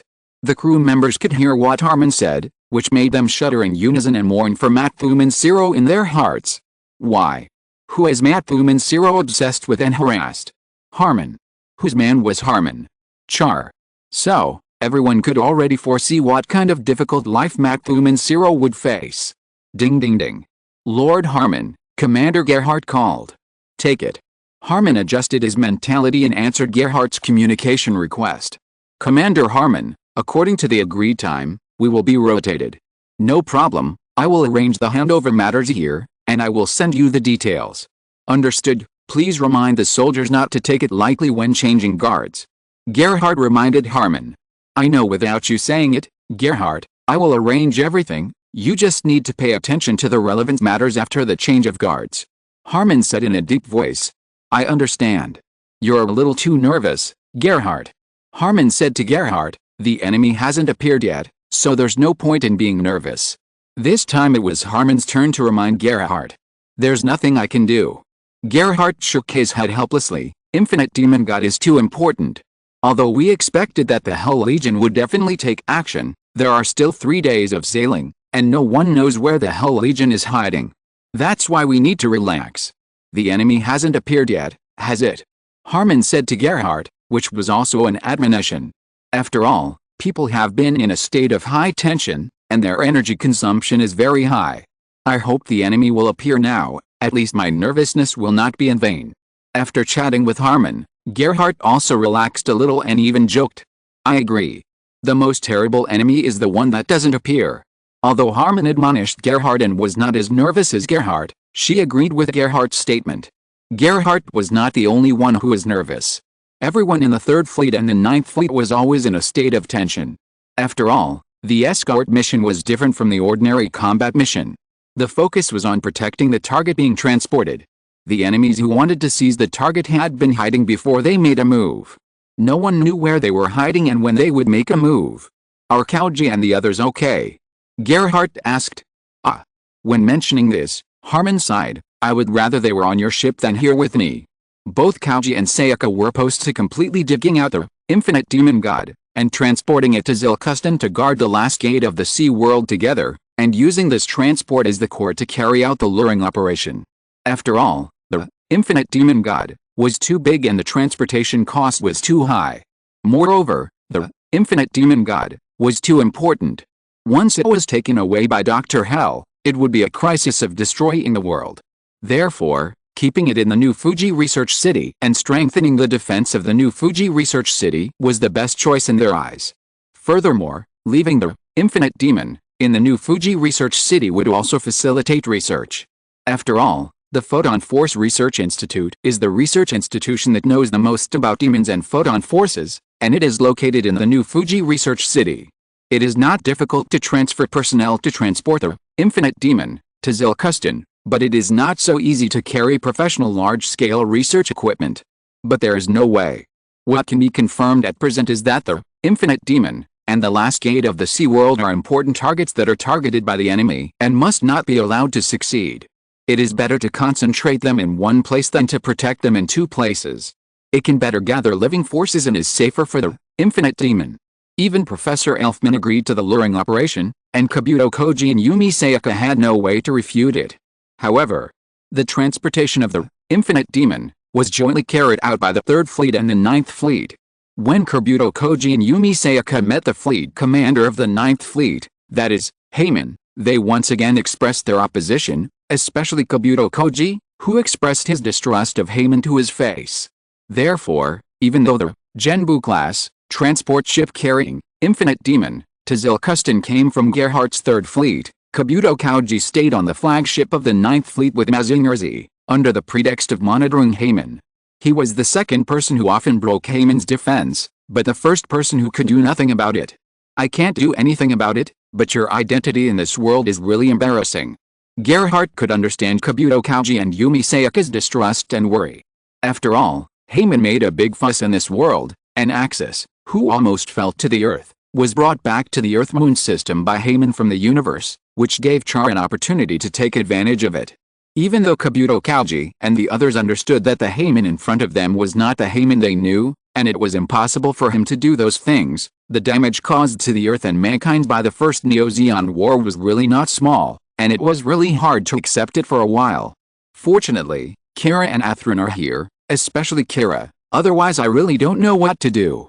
Heiman felt a huge headache. Because Kabuto Koji's surveillance, really surveillance, is always by Heiman's side. If it weren't for the difference between men and women, I guess he wouldn't let Heiman go even when she was sleeping or going to the bathroom. Fortunately, Kira's affinity was quickly recognized by Kabuto Koji, which is why Kabuto Koji didn't stare at Heiman on the bridge. It will end in 3 days, just bear with it, and then you can apply to exchange fleets from other regions. Gerhardt comforted. Don't worry, I know what to do. It's time to change guards. The patrol team of this fleet has already set out. The reconnaissance team is led by Daur. Notify McLuman and wait for the handover. Okay. Ding ding ding. The E-detector has responded. The mechanical beasts of the Hell Legion. Coordinates A24, G41, S89, and are still increasing. The reconnaissance team reports that we have encountered a large number of Baron Ashura, Count Brocken, and Dr. Hell 100 kilometers ahead. Request for emergency support. Kira, will there really be no problems? In the cabin of the 9th Fleet's flagship, Kira and Aslan took Kabuto Koji, Yumiya Sayaka, and Kabuto Shiro to rest in the entertainment room. Don't worry, Commander Heiman won't do that kind of thing. Kira kept a gentle smile on his face, but he was helpless in his heart. Everyone understands the truth, but people who can really do it in accordance with all the common sense in the world, do not exist, so Kira can only try his best to appease Kabuto Koji's uneasiness and doubts, and let him slowly accept all the sudden changes. But, she is. Cower, don't worry, she is not the Heiman you know. Aslan also smiled with a depressed but polite face. Only when you really meet her can you know that there is no deviation in the evaluation of Cower Cow's acquaintances. It is really difficult to change a thing once a rough and nervous boy in his 20s sets his mind. Okay, I believe you, Kira, Aslan. Cow still recognizes and trusts Kira and Aslan very much? Before Heyman's 9th Fleet arrived at the New Fuji Research City, the Hell Army attacked the New Fuji Research City more than once. Kira and Aslan also fought side by side with Cow more than once. In addition, the personalities of the two people really make it easy for them to gain the trust and goodwill of others. However, just the two of them can't change Cow's mind in a short time. I'll stay for another half an hour.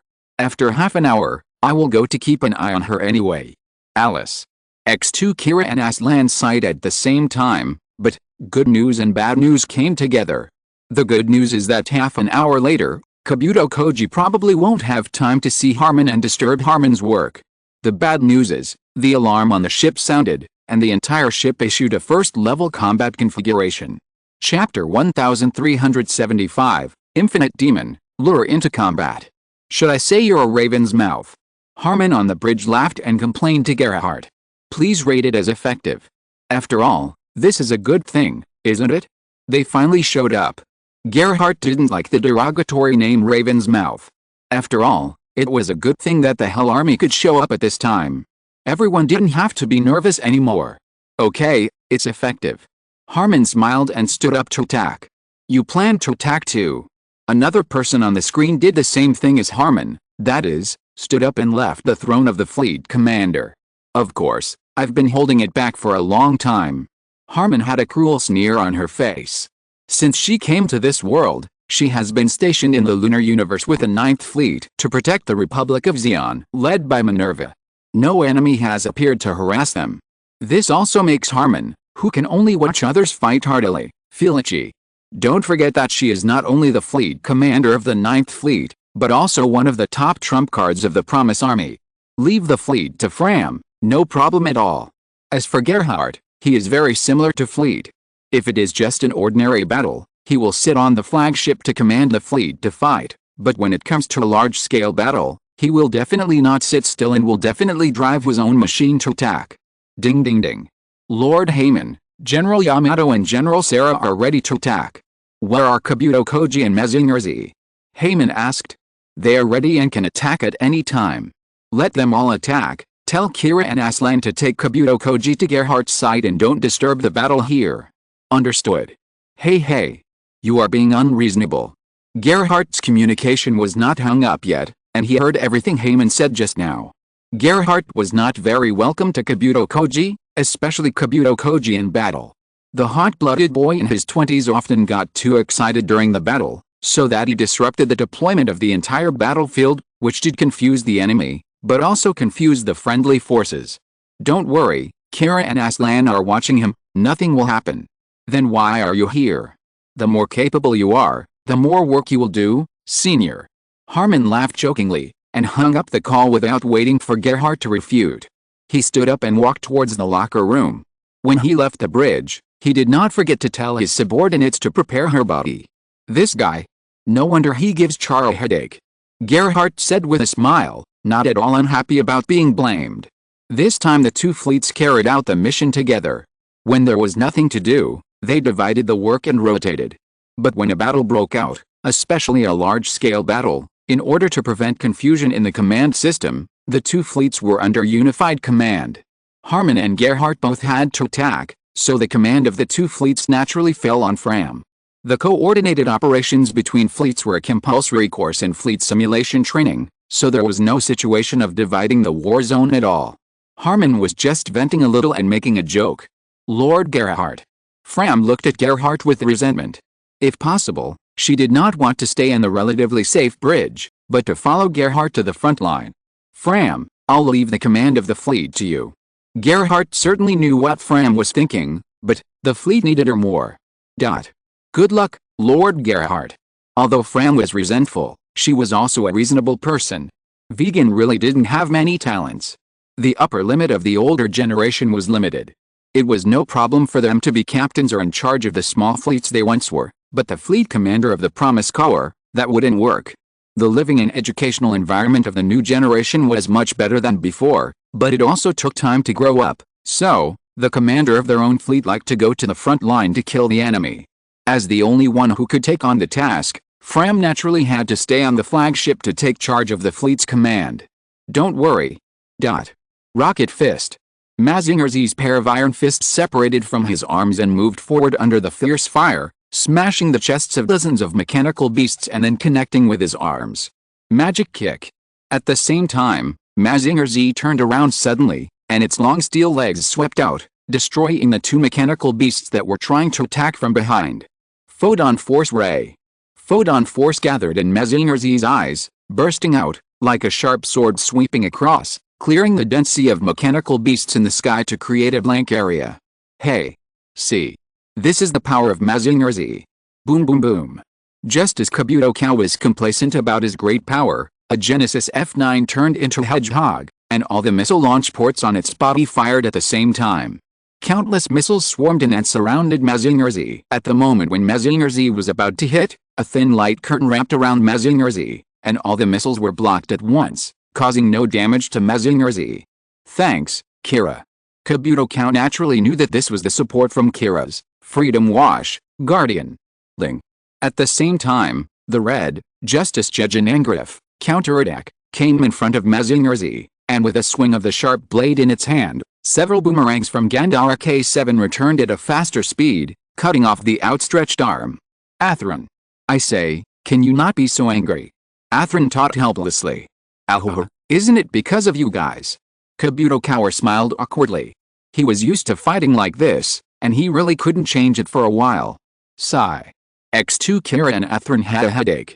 It's not that they didn't try to change Kabuto Cow's fighting style. At least, they should improve it a little bit, have some teamwork and self-crisis awareness, right? The result was useless. To be honest, it was only because Mazinger Z was tough that it could withstand Kabuto Cow's fighting style. If it was replaced by other machines, it would have fallen apart countless times. Kira, Aslan, Kabuto Koji. At this time, two meteors streaked across the battlefield and came to the side of Freedom Wash Guard, Justice Jejanangrif, counterattack, and Mazinger Z. It was Heyman and Gerhardt who arrived. Heyman, Gerhardt, how is the situation? Aslan asked while destroying the enemy planes. Not good. Heyman's expression was a little solemn. The ones coming are not only the Hell Army, but also other forces. At present, it has been confirmed that the Hell Army, Metal Beasts, Invaders, Magic Beasts, Questioners, and all are special individuals. As expected. Whether it was Gerhardt, Kira, or Aslan, their hearts sank after hearing this. Special individuals are individuals infected by the scarlet energy of Knights, and their combat power is even stronger. If this is the universe, and there is no infinite Mazinger as a burden, it would be easy for the two reorganized fleets to destroy these enemies first. But now, the super heavy quantum reaction cannon and reaction bomb of the Macros class battleship are sealed by the Earth's environment, and it happens that Kira, Aslan, Heyman, and Gerhardt do not have the ability to cause large-scale destruction. Master Gerhardt. Master Heyman. At this time, Gerhardt and Heyman received the communication from the reconnaissance troops in front at the same time. Dole, are you okay? Presumably, Heyman just needs to make sure that Mashman Zero is not dead. Gerhardt values and cares about Dolfrost very much. This is an old subordinate who has been with him since the fight against Yang Hui. He is strong and loyal. I'm very sorry, Master Gerhardt, I couldn't defeat Dr. Hell. Dolfrost said ashamedly, I only destroyed a few Agent P1S and Brocken T9S, but I found that Agent P1S and Brocken T9S are not special individuals, and they have been guarding Dr. Hell. Very good, you have worked hard, how is the body? Gerhardt asked while calmly destroying the enemy. Still able to fight.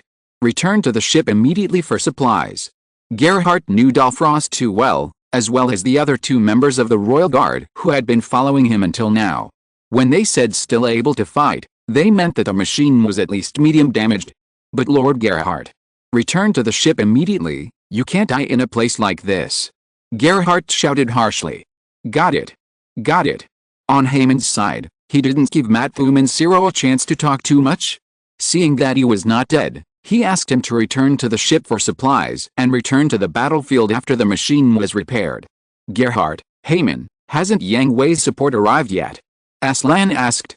He and Kira drove their own machines and stayed near Mazinger Z to ensure that they could contact Mazinger Z as soon as possible.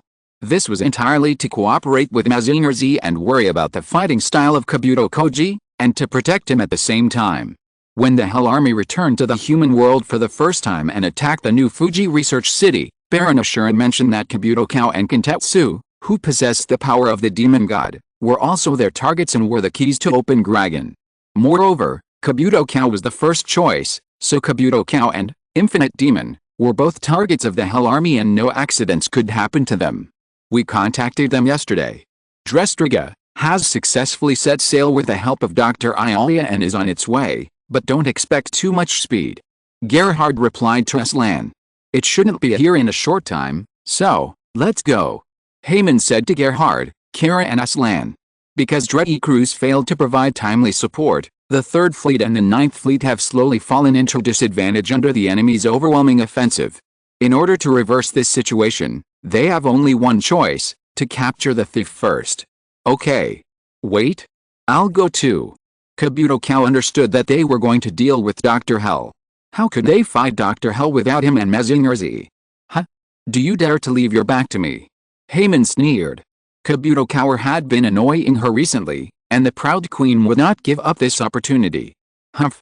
I won't trust you, Heyman Khan. But I believe in Kira and Atheron. Interesting, follow me. As soon as the words fell, Heyman and Gerhard's machines turned into meteors and disappeared on the spot. At the same time, Kabuto Cow only felt that Mezingerzi's arms were grabbed by something, and then... Wow. Ugh. The nausea brought by the super speed occupied his brain, and he couldn't help but dry heave. Chapter 1376, Kabuto. The main battlefield was in full swing. Although the 3rd Fleet and the 9th Fleet were at a disadvantage, they still stabilized the front line under Fram's command.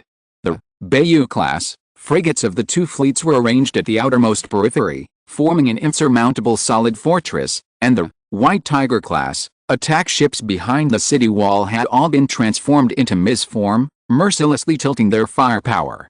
Whether it was beam artillery or missiles, they were all sharp spears that pierced out from the gaps in the shield, fierce and deadly. Deputy Commander, the shield energy of ship number 5 of the 9th Fleet, Zuanwu class, is low and needs to be recharged. Approved, ship number 9 of the 3rd Fleet, Zuanwu class, will take over. The 34th Ms Strike Group has lost 70% of its combat effectiveness and requests to return home. Let them return to the nearest, Suzaku class, to rest immediately, and the 72nd and 73rd Reserve teams will fill the gap. Not a single enemy plane can be let in. The 5th Ms Assault Group reports that it has successfully destroyed the heavy artillery type questioner, but is surrounded by the enemy and needs support.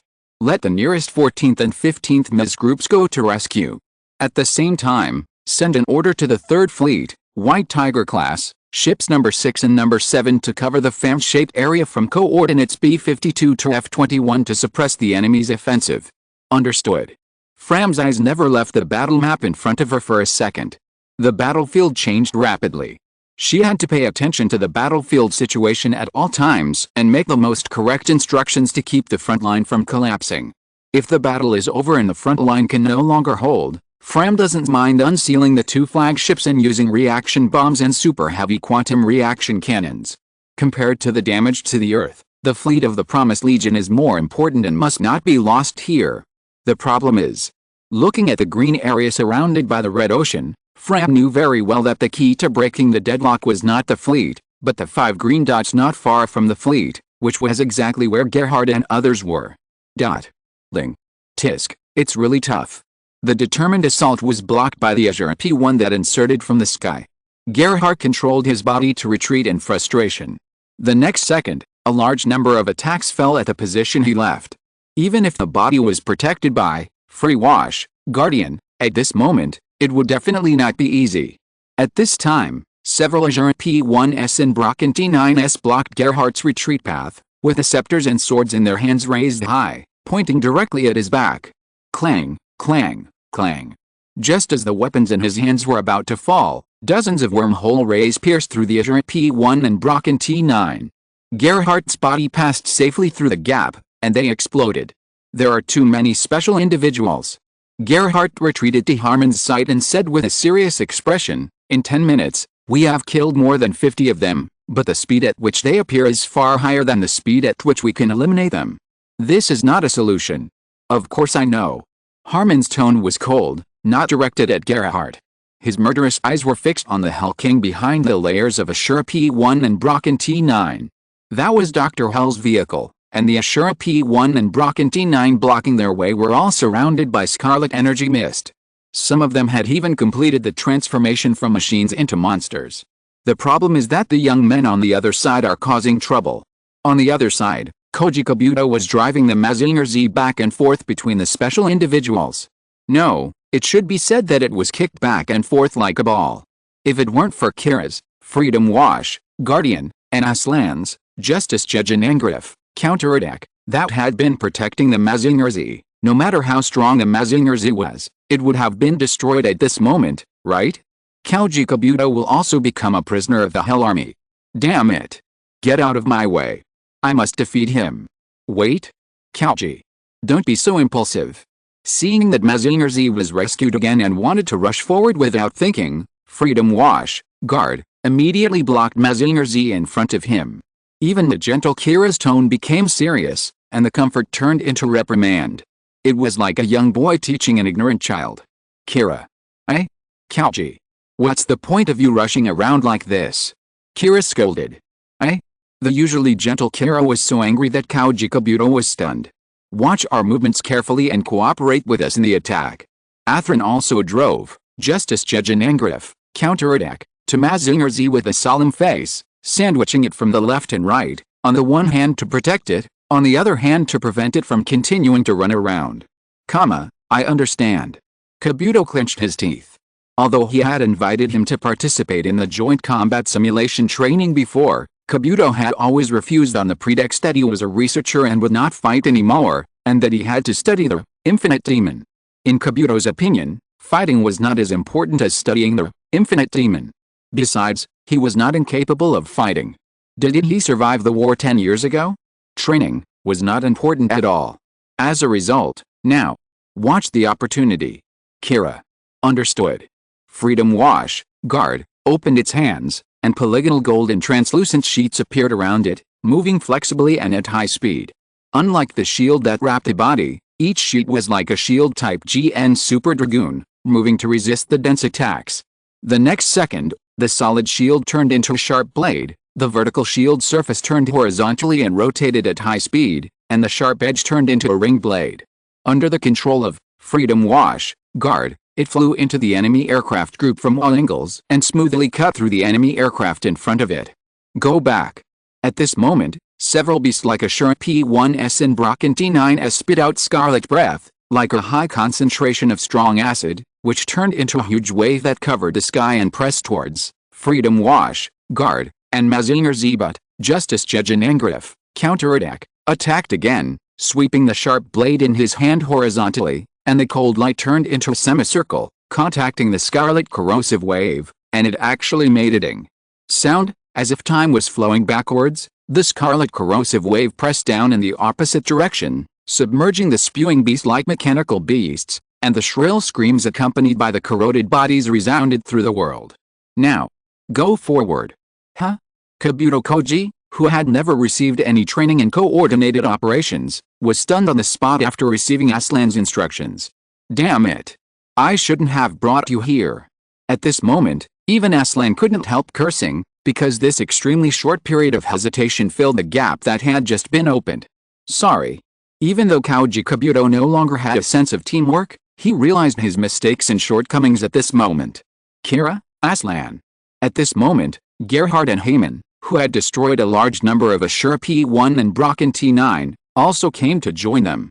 The four machines surrounded Mazinger Z in the middle and were ready for battle. Gerhardt, Heyman, Kira and I will find another opportunity to open a path for you and send you over to kill Dr. Hell in the shortest time. Aslan said to Gerhardt and Heyman. No problem. X2 agreed without hesitation. Although, Freedom Wash, Guard, and Justice Judge and Angrif, counterattack, are very strong and their attack power is not weak, they are more defensive and auxiliary than their machines. One lacks a fatal attack that can kill with one hit, and the other can only passively counterattack to exert its strongest power. What can I do? Koji Kabuto also lowered his posture at this moment and became humble, and even temporarily put aside his distrust of Heyman. Don't do anything, just stay here. Heyman said coldly, saying bluntly that the reason they were surrounded and trapped here was largely due to Kabuto Kauji, mainly because the speed of Mazinger Z could not keep up with their machines, and Kabuto Kauji's combat awareness could not keep up. If the other 4 machines blasted a path to escape, by the time Kabuto Kauji reacted, he would be the only one left. Just like just now, Kira and Atherin seized the opportunity to open a breakthrough, but Kabuto Kauji was still standing there without reacting. That's why Heyman told Kabuto Kauji not to do anything and just be protected by Kira and Atherin, otherwise he would only cause trouble. What did you say? If this was said by Kira or Atherin, he might have obeyed obediently. If it was said by Gerhardt, although he would be very unhappy, he would also listen, but Heyman, that was different. Kauji, now is not the time for infighting. Kauji, shut up. Atherin and Kira scolded at the same time, making Kabuto Kauji hold back all his complaints. Tisk. Get ready. Seeing that Mazinger Z did not make any other moves and stayed where he was, the 4 of them no longer cared about Kabuto. While resisting the overwhelming attacks, they looked for opportunities. Now, under the deliberate guidance of Freedom Wash, Guard, the shield was surrounded by 3 sides and 1 side was missing, deliberately weakening the frontal protection, luring the enemy to focus on the frontal attack, and also allowing Aslan to find the right opportunity. Justice Jejanangrif, counterattack, stepped forward and waved the sword. Countless missiles, rays, acid mist, and breath all returned to the original path at a faster speed and fell on their original owners, immediately clearing an entire area. Immediately after the counterattack of Justice Jejanangrif, counterattack, a large number of GN Super Dragoons surrounding Hammond's body roared, and the purple-black wormhole rays gathered inward at one point. A terrifying torrent of energy erupted, and the river rushed, and the waves ruthlessly devoured everything. Boom! The thick wormhole ray penetrated everything and came in front of the King of Hell. The King of Hell put his 4 arms together in front of him, and the photon force gathered from all directions to form a solid shield, blocking the scouring of the wormhole energy, but it was also retreating quickly. Crack crack! Soon, cracks appeared on the photon shield, and the more they were pulled, the denser they became. Unfortunately, the energy of the wormhole ray also declined at this moment. Ling! Bang! Crack! At this moment, Gerhardt's body suddenly rushed out from the center of the energy torrent, and the sharp sword in his hand was wrapped in purple-black wormhole energy, piercing the shield that was about to break, piercing the broken gap, and in an instant, the shield was scattered and shattered, and the sharp sword also pierced into the body of the King of Hell. Lord Hell. X2. Chapter 1377 The Resurrection of the King of Hell. As Baron Ashura and Count Brocken exclaimed, the purple-black sword pierced through the body of the Hell King. Gerhardt did not hesitate or take it lightly. He did not think that he had killed Dr. Hell. The wormhole blade extended backwards and stabbed out from behind the Hell King, piercing him through the heart. At the same time, the blade moved upwards with a movement of the machine's arm, cutting off half of the Hell King's body from the top of the Hell King's head, and continued to swing, cutting the Hell King into several pieces. Kill, what? The Hell King was cut into several pieces, and Gerhardt relaxed a little. However, at this moment, the cut Hell King did not fall or explode, but was suspended in midair. Even the arm that had left the body was still holding the sword tightly, swinging towards Gerhardt's body. The sharp blade slashed through, cutting Gerhardt's body smoothly, but there was no real touch, as if it was touching air. The next second, the severed body began to twist and finally exploded, floating backwards like smoke and dust, returning to the side of his companions and recondensing into an intact body. Gerhardt's body, the full name of which is Lecurus Virtualisierung, virtualization, as the name suggests, can be controlled according to Gerhardt's will, turning into smoke, air, liquid, or even quantum form, so as to perfectly offset most attacks and achieve absolute physical immunity. It can also be used in sneak attacks and assaults, which is a very powerful special ability. However, this ability has a very big drawback.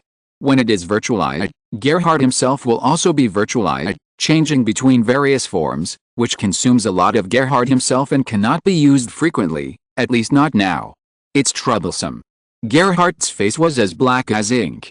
He was very sure that the Hell King and the cockpit were cut open together, and the pilot in the cockpit, that is, Dr. Hell, would never be spared, but not only was the Hell King not shot down, but he even launched a counterattack. What kind of unreasonable power is this? Cow, is this also photon power?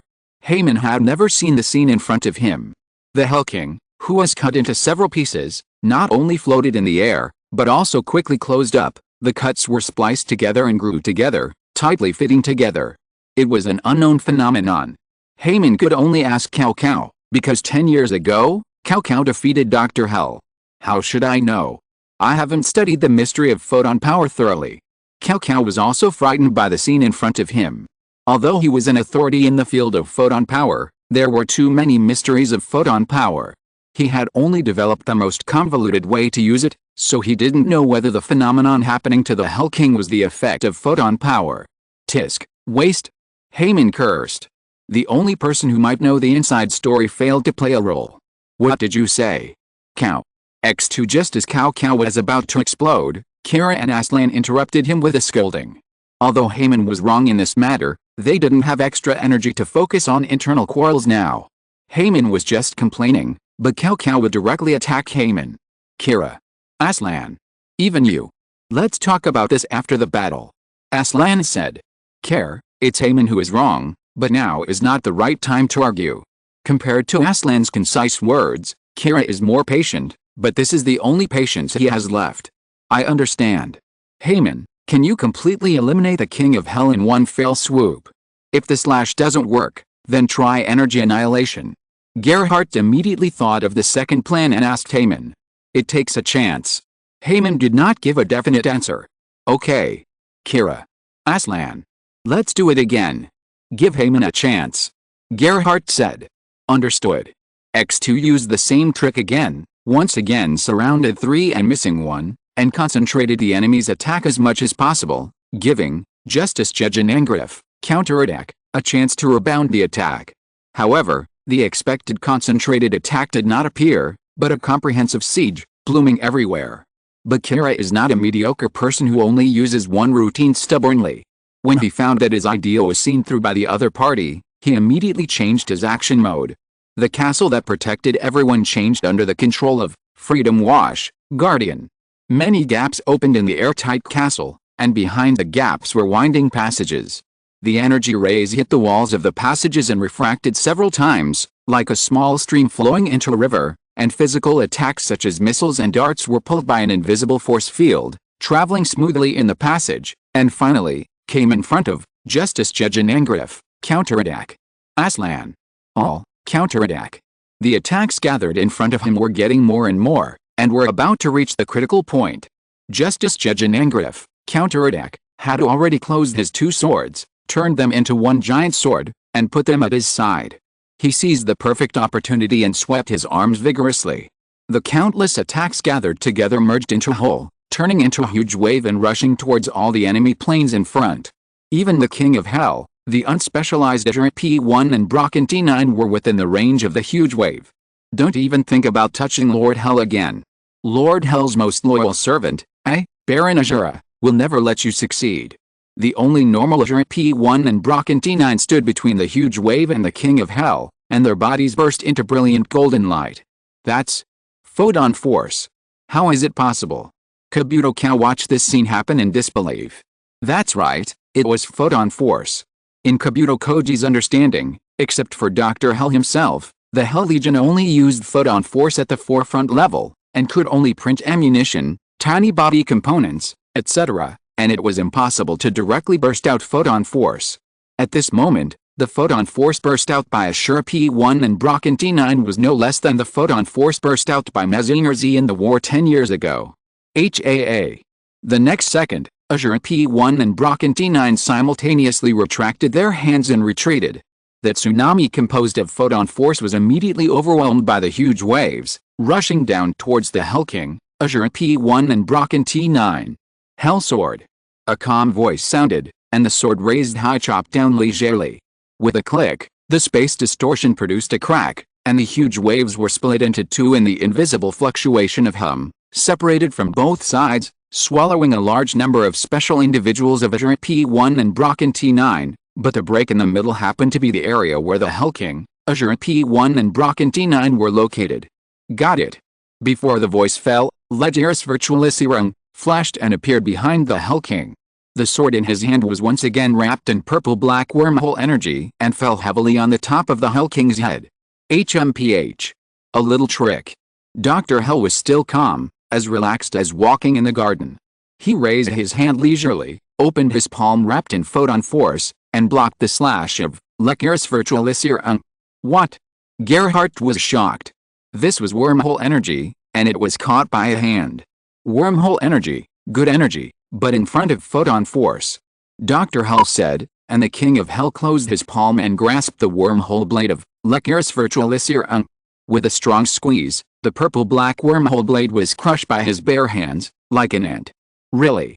At this moment, Gerhardt's mouth curled up with a conspiracy arc. Although he was shocked that the wormhole blade was crushed, he would not lose his mind because of this, and he would not forget that he had a backup plan. Behind, Regiris virtualisir, wisps of twisted air surrounded the Hell King and suddenly condensed into a sword-shaped GN Super Dragoon. What? Seeing this, Dr. Hell's pupils shrank. The speed of the sword-shaped GN Super Dragoon was faster than Dr. Hell's reflex speed. Before he could react, it had penetrated a Hell King's joints. The blade rotated, and the cold light turned into a full moon. The Hell King's body was cut open again. It's useless. The attack of Regiris virtualisir did surprise the Hell King, but it was not enough to make him panic, because a meaningless attack. As expected, humans never learn lessons. The severed body did not fall, but floated beside the Hell King, and under the guidance of the photon force, it closed again.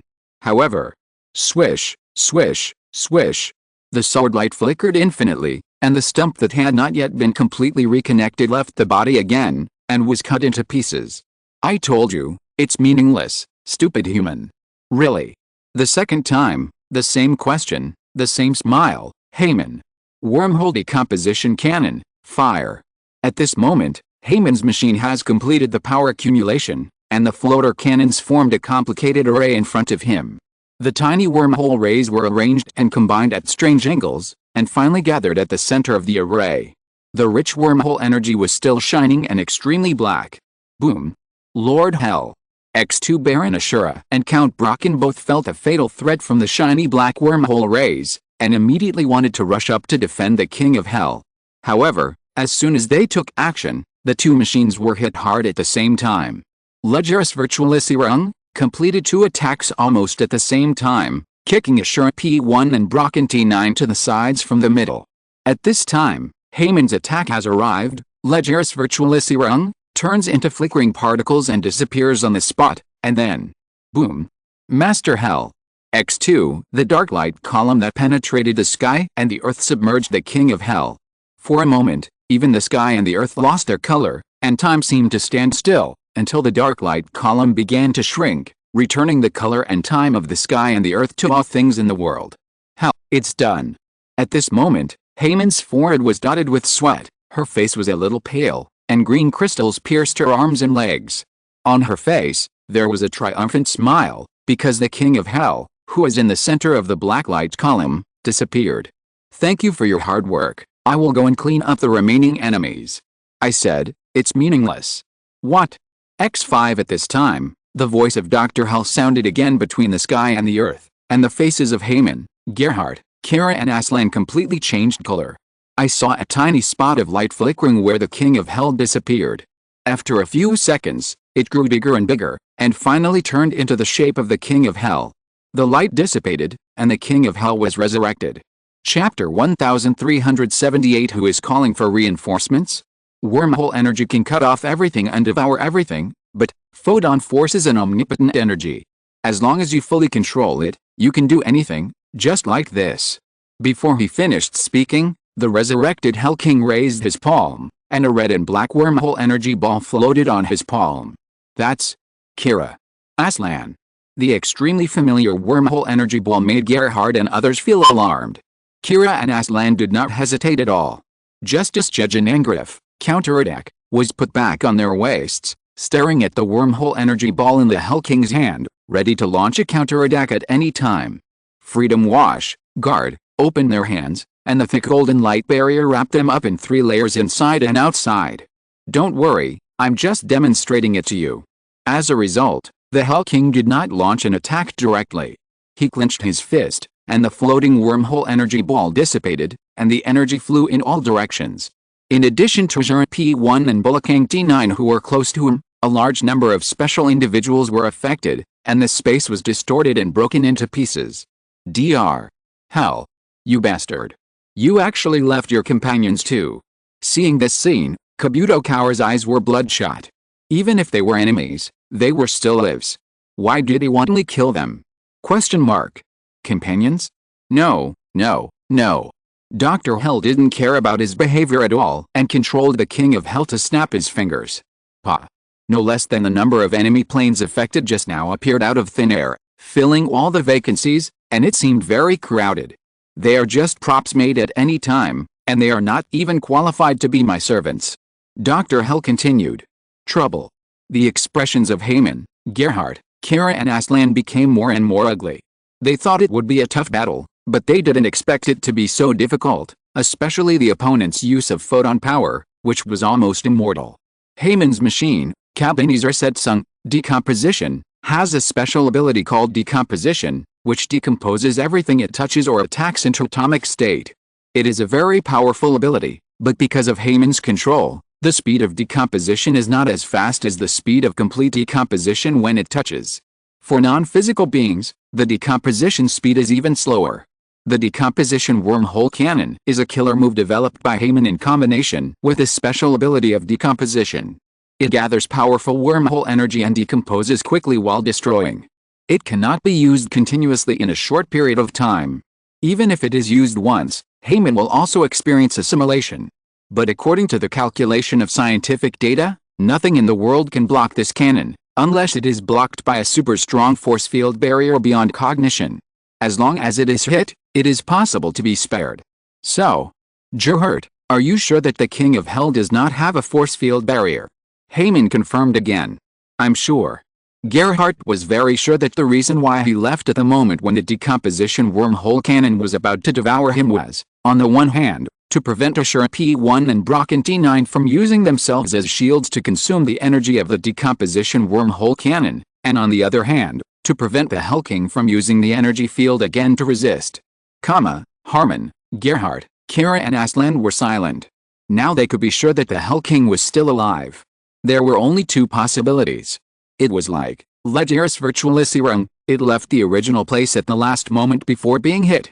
It seemed to be hit, but actually dodged it. The other possibility was that it was indeed hit and was indeed destroyed, but it came back to life. If it was only the first case, it would not be a big problem. The special means of transmission were within the scope of cognition, but if it was the latter, it would be a resurrection method beyond cognition, which was the biggest trouble. Moreover, Dr. Hell's control over photon force had reached an unimaginable level. He could easily imitate even Yang Hui's signature moves and easily summon more special individuals to come. Impossible. How could Dr. Hell do this? Kaoji Kabuto was the first to question. Among the 5 people present, he was the one who knew Dr. Hell best. If he could really do this, we would have lost 10 years ago. Are you sure? Harmon confirmed to Kaoji Kabuto.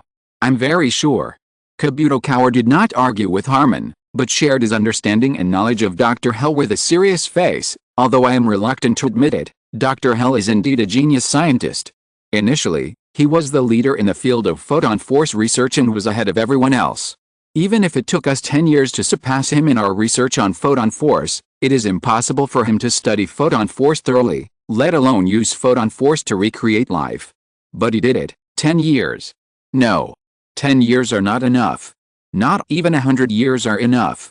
Kabuto Kaoru refuted Harmon. The in-depth use of photon force cannot be achieved through simple research. According to our research, photon force is a universal energy with consciousness. Shallow use is irrelevant, but to achieve infinite printing of weapons and ammunition like Mazinger Z and Great Mazinger, it is necessary to come into contact with a consciousness field of photon force. If it is just to reconstruct the King of Hell, I can accept it, but those special individuals are absolutely impossible. Because photon force cannot print living things. Can you find a way to limit it? Harmon asked. Now is not the time to discuss why Dr. Hell can control the photon force to such an extent. They are already surrounded. Before the truth of the resurrection of the King of Hell is figured out, they dare not attack easily. The best option is to open a breakthrough and evacuate. and hold on with the fleet until the arrival of reinforcements. I can't do it. I can't do it now. Kabuto Cow replied frustratedly. At this moment, he really felt that he could not do anything. Obviously 10 years ago. 10 years ago, we really killed him. Why is he still here? Kabuto Cow shouted as his will fell to the bottom. I can answer you, Kabuto Cow. At this time, Dr. Hell spoke again. His tone was flat, without any ups and downs. You did kill me, but the power of maging brought me back to life. Maging? What is that? Whether it was Kabuto Cow or Harmon and the other four, they all felt that maging was a very important existence. Maging. It is an existence that transcends everything in this world. When mentioning maging, Dr. Hell's emotions finally fluctuated, and his tone became excited. It exists in countless parallel universes, breaking through the limits of possibilities, allowing the life born in them to continue to evolve. This is maging. Breaking through the limits of possibilities, allowing the life born in it to continue to evolve. Could it be photon force and gamma rays? The first thing that Kabuto Koji could think of was photon force and gamma rays, a universal energy full of infinite possibilities, a special energy that can achieve infinite evolution. HMPH. Maging is not such a superficial existence. Maging is above all dimensions. It has never existed, but it is everywhere. Photon force and gamma rays are just a manifestation of maging. What did you say? Forget it. With the crude wisdom of human beings, it is impossible to understand the greatness of maging. It is as difficult as explaining maging to make ants understand the components of the human brain. But I still want to thank you, Koji Kabuto. If it weren't for you, I wouldn't be able to see the true face of maging. Damn it, Dr. Hell.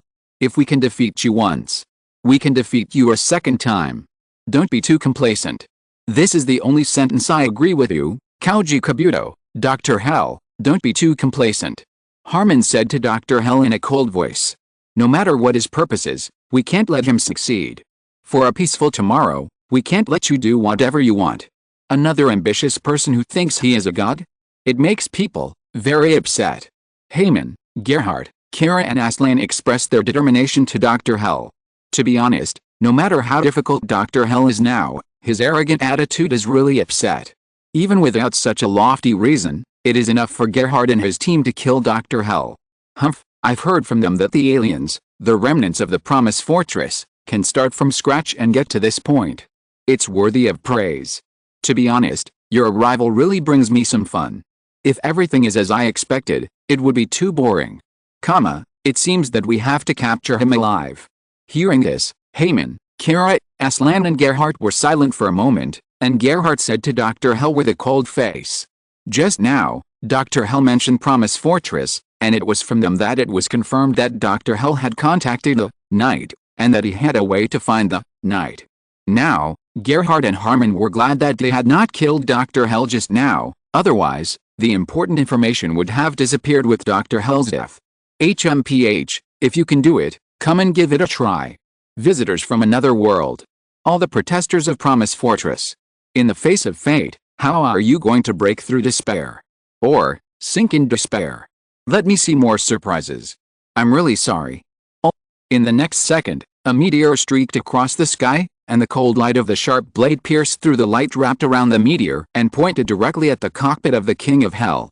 The real threat of death, Dr. Hell, who was not at all panicked when facing the decomposition wormhole cannon, felt uncomfortable as if his heart was grabbed by an invisible big hand.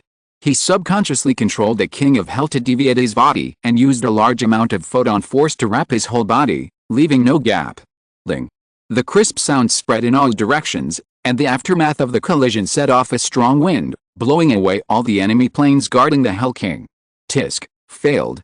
Graham. The meteor that fell from the sky was the Flagabskneden cut. The tip of the sword wrapped in wormhole energy was against the thick barrier of light particles, making it difficult to move forward. Boom boom boom boom.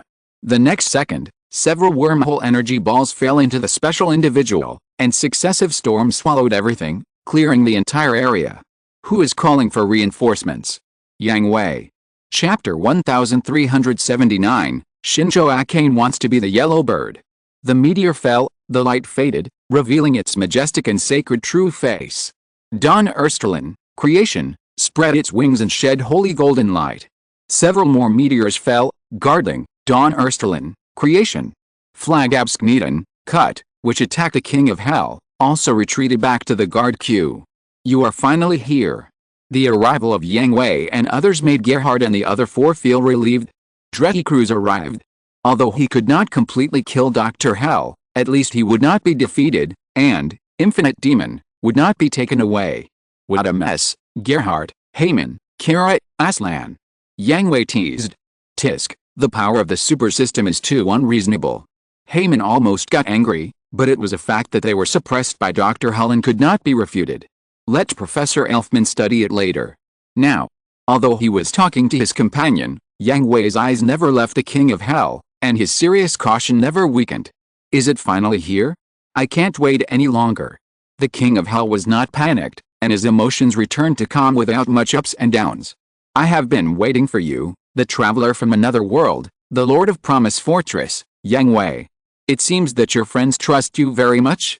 Yang Hui's mouth curled up coldly. Although the information of the Promised Legion was open in the central database, every browsing record was under Prue's monitoring, and the objects with the right to read the core information were monitored more closely, so the possibility of internal leaks could be ruled out. Combined with the night aura of special individuals, it can be concluded that these intelligences of Dr. Hell came from his collaborators.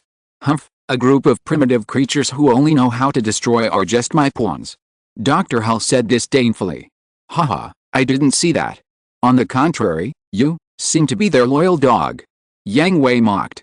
It's a meaningless provocation, a meaningless sarcasm.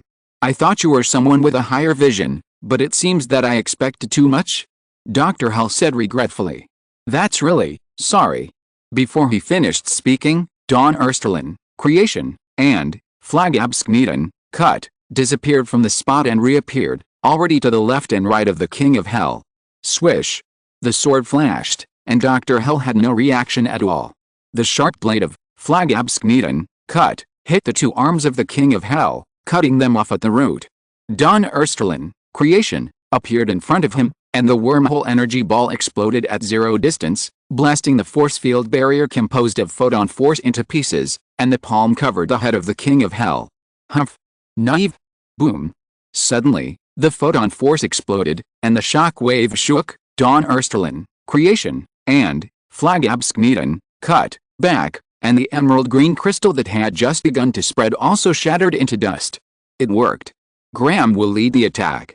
Kira and Aslan will stay behind, and the others will go to support the fleet. Yang Hui discovered that the arms severed by Abskneten, cut off, did not float in the air, but fell to the ground, slowly turning into dust and dissipating during the fall. Understood. Exenhum? It actually cut off the concept together. Very powerful force, very powerful maging. However, it's not enough. As Dr. Hell roared, the photon force erupted from the body of the King of Hell like a storm, interrupting all the actions of Ersterlin, creation, and other machines, and they had to resist the fierce shock wave with all their strength. Kira. Yes. I made a mistake this time, but it also gave me a bigger surprise. I will temporarily leave, Infinite Demon God, with you. The shock wave continued, and Dr. Hell's voice mixed in it, reaching everyone's ears, getting farther and farther away, and becoming more and more ethereal. Not good. He's trying to escape. A nice surprise, and that's why it's even more interesting. I'll look forward to meeting you next time, and I also look forward to you showing more special unknowns. The shock wave completely disappeared, and everyone didn't hesitate at all. At the moment it dissipated, the force field shield of Freedom Wash, Guard, covered everyone's body, and the rest of the bodies opened fire with all their weapons. There was no need to lock the target, and manually aim at the direction where the King of Hell was. Flagabskneten, cut, and Justice Jejanangrif, counterattack, held swords and launched a charge. However, all the attacks fell into the air, and Flagabskneten, cut, and Justice Jejanangrif, counterattack, stopped halfway. Because Dr. Hell had already disappeared with Baron Ashura and Count Bracken. Tisk, let him escape. Yang Hui cursed inwardly. This was not the first time he was helpless in front of a superpower that he didn't know the details of. Mr. Yang Hui, Fram reported that the enemy retreated. Gerhardt reported to Yang Hui. Well, let's go back. Yang Hui said to everyone, announcing the end of the battle. However, before returning, he glanced at the peak of the mountain in the distance. Oh, this is really difficult to deal with. In the distance of the battlefield, on the top of the high mountain, a pretty girl with lavender hair was looking at the escort fleet of Infinite Demon with a telescope. Although she was smiling all the time, she was emitting an anxious mood. What a mistake, Zyojin. I thought it was a good opportunity, but I didn't expect it to end so quickly. Behind the girl, a tall figure shrouded in a black robe floated. That's right. I thought I could take advantage of the situation when they were both defeated, but it ended before the end. What a coward. The person on the top of the mountain was Akane Shinjo, a good classmate of Yuta Hibiki and others. After Yuta Hibiki and others boarded the Drestriga and left Satsuki Terrace, Akane Shinjo also left Satsuki Terrace. On the one hand, she thought that only Yuta Hibiki and his friends went to travel outside Satsuki Terrace, which was too cunning. She also wanted to see the scenery outside. On the other hand, she would never admit that Gelt was getting stronger and stronger, and had such a powerful companion. Her monsters could no longer fight against it, and she needed to seek more powerful power outside to defeat Gelt. And she was naturally targeting the power of maging, but there were only 3 specific magings in the world so far. One was the Infinite Demon God. In front of him, one was the Sea World Gate of Zilkustan, and the last one was the Overlord, who had just appeared not long ago.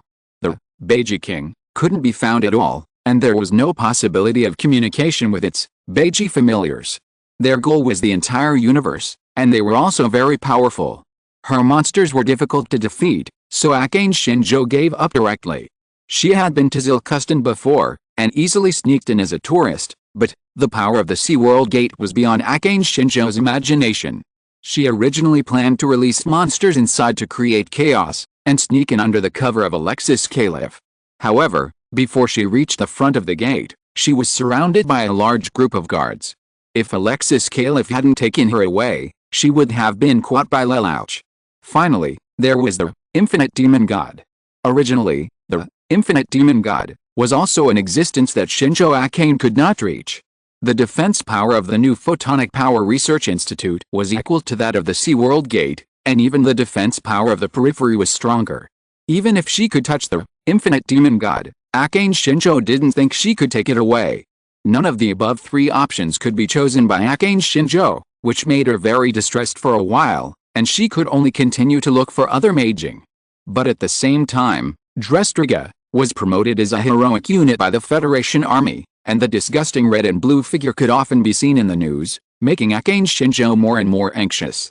At this time, she received the news deliberately leaked by the Federation Army that Infinite Demon was going to leave the defense of the turtle shell, and the leaked news mentioned that it would be transported by 2 reorganized fleets of the Promised Legion. This level of mission was actually leaked. Akane Shinjo was wondering if this was an insult to her IQ. Isn't it too obvious to throw bait? Why not just make it public? Of course, Akane Shinjo didn't think this was a bait prepared for her. She didn't think so highly of herself, and it was no secret that the new Fuji Research City had been attacked by the Hell Legion. But, no matter what, this was a great opportunity for Akane Shinjo, and it was also the only opportunity at present. When the escort fleet and the Hell Legion were both defeated, it would be her turn. As a result, plans couldn't keep up with changes. As Zhen Tiaojin expected, the battle was fierce and beyond her imagination. The armies of the Hell Legion and other forces appeared overwhelmingly. The solid defense line built by the 3rd Fleet and the 9th Fleet wove a gorgeous poem of impact and counter-impact. The decisive battlefield on the other side made Zhen Tiaojin once again appreciate the power of the Promised Legion, and realized how far she and the monsters she created were from the top of this world, which also made her more determined to get maging. As a result, when Zhen Tiaojin was waiting for the 2 sides to fight their brains out, the reinforcements of the Promised Legion arrived and the Hell Legion retreated. Although the 3rd Fleet and the 9th Fleet suffered heavy losses, they were not seriously injured. Zhen Tiaojin still had no chance to be the yellow bird. Non-neck, Alexis, what do you say? Should I also join the bad guys alliance? Zhen Tiaojin asked. Huh? Zyojin, this is not like you. Alexis Califu was surprised. In his cognition, Zhen Tiaojin was a very lonely, rebellious, and arrogant girl. Oh, I will grow up too. Zinjo Akane complained angrily. Ha ha ha, sorry, Sorry, I'm just too surprised. Can you contact them? Zinjo Akane continued to look at the direction of the fleet and asked Alexis Caliph. Okay, I'll work hard for a while, but Zyojin, don't trust them too much. Don't worry, they're all bad guys, how can I trust them?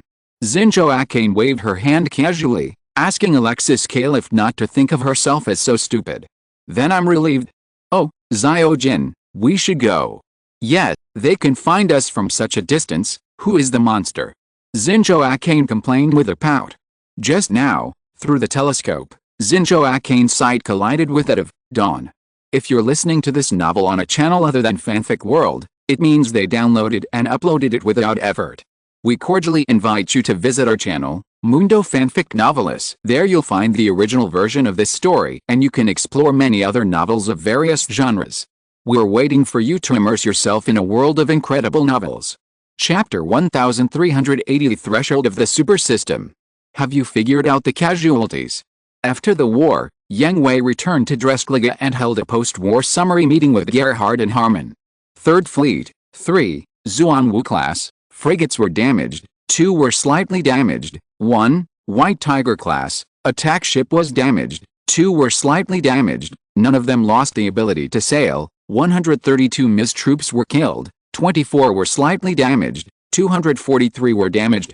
9th Fleet, 4, Zuanwu class, ships were damaged, 3 were slightly damaged, 2, White Tiger class, ships were damaged, Zuanwu class, number 3 ship was hit in the main engine and lost the ability to sail, 209 MIS troops were killed, 41 were slightly damaged, 301 were damaged. Matt Thuman was seriously injured. Have you finished recovering? Yang Hui asked expressionlessly, not because he had no emotions, but because he didn't dare to express any emotions at the moment. Everything that can be recovered will be recovered. Harman and Gerhard nodded. Harman, how long will it take for number 3 ship to resume sailing? Yang Hui asked. It will be done tomorrow at the latest. Hurry up and complete the repairs and treatment of the wounded. Rest here for a day and set out again tomorrow at noon. Understood. After the X2 communication ended, Sanigriwale humbly asked Yang Hui, Colonel Yang Hui, is it too dangerous for the fleet to stay here?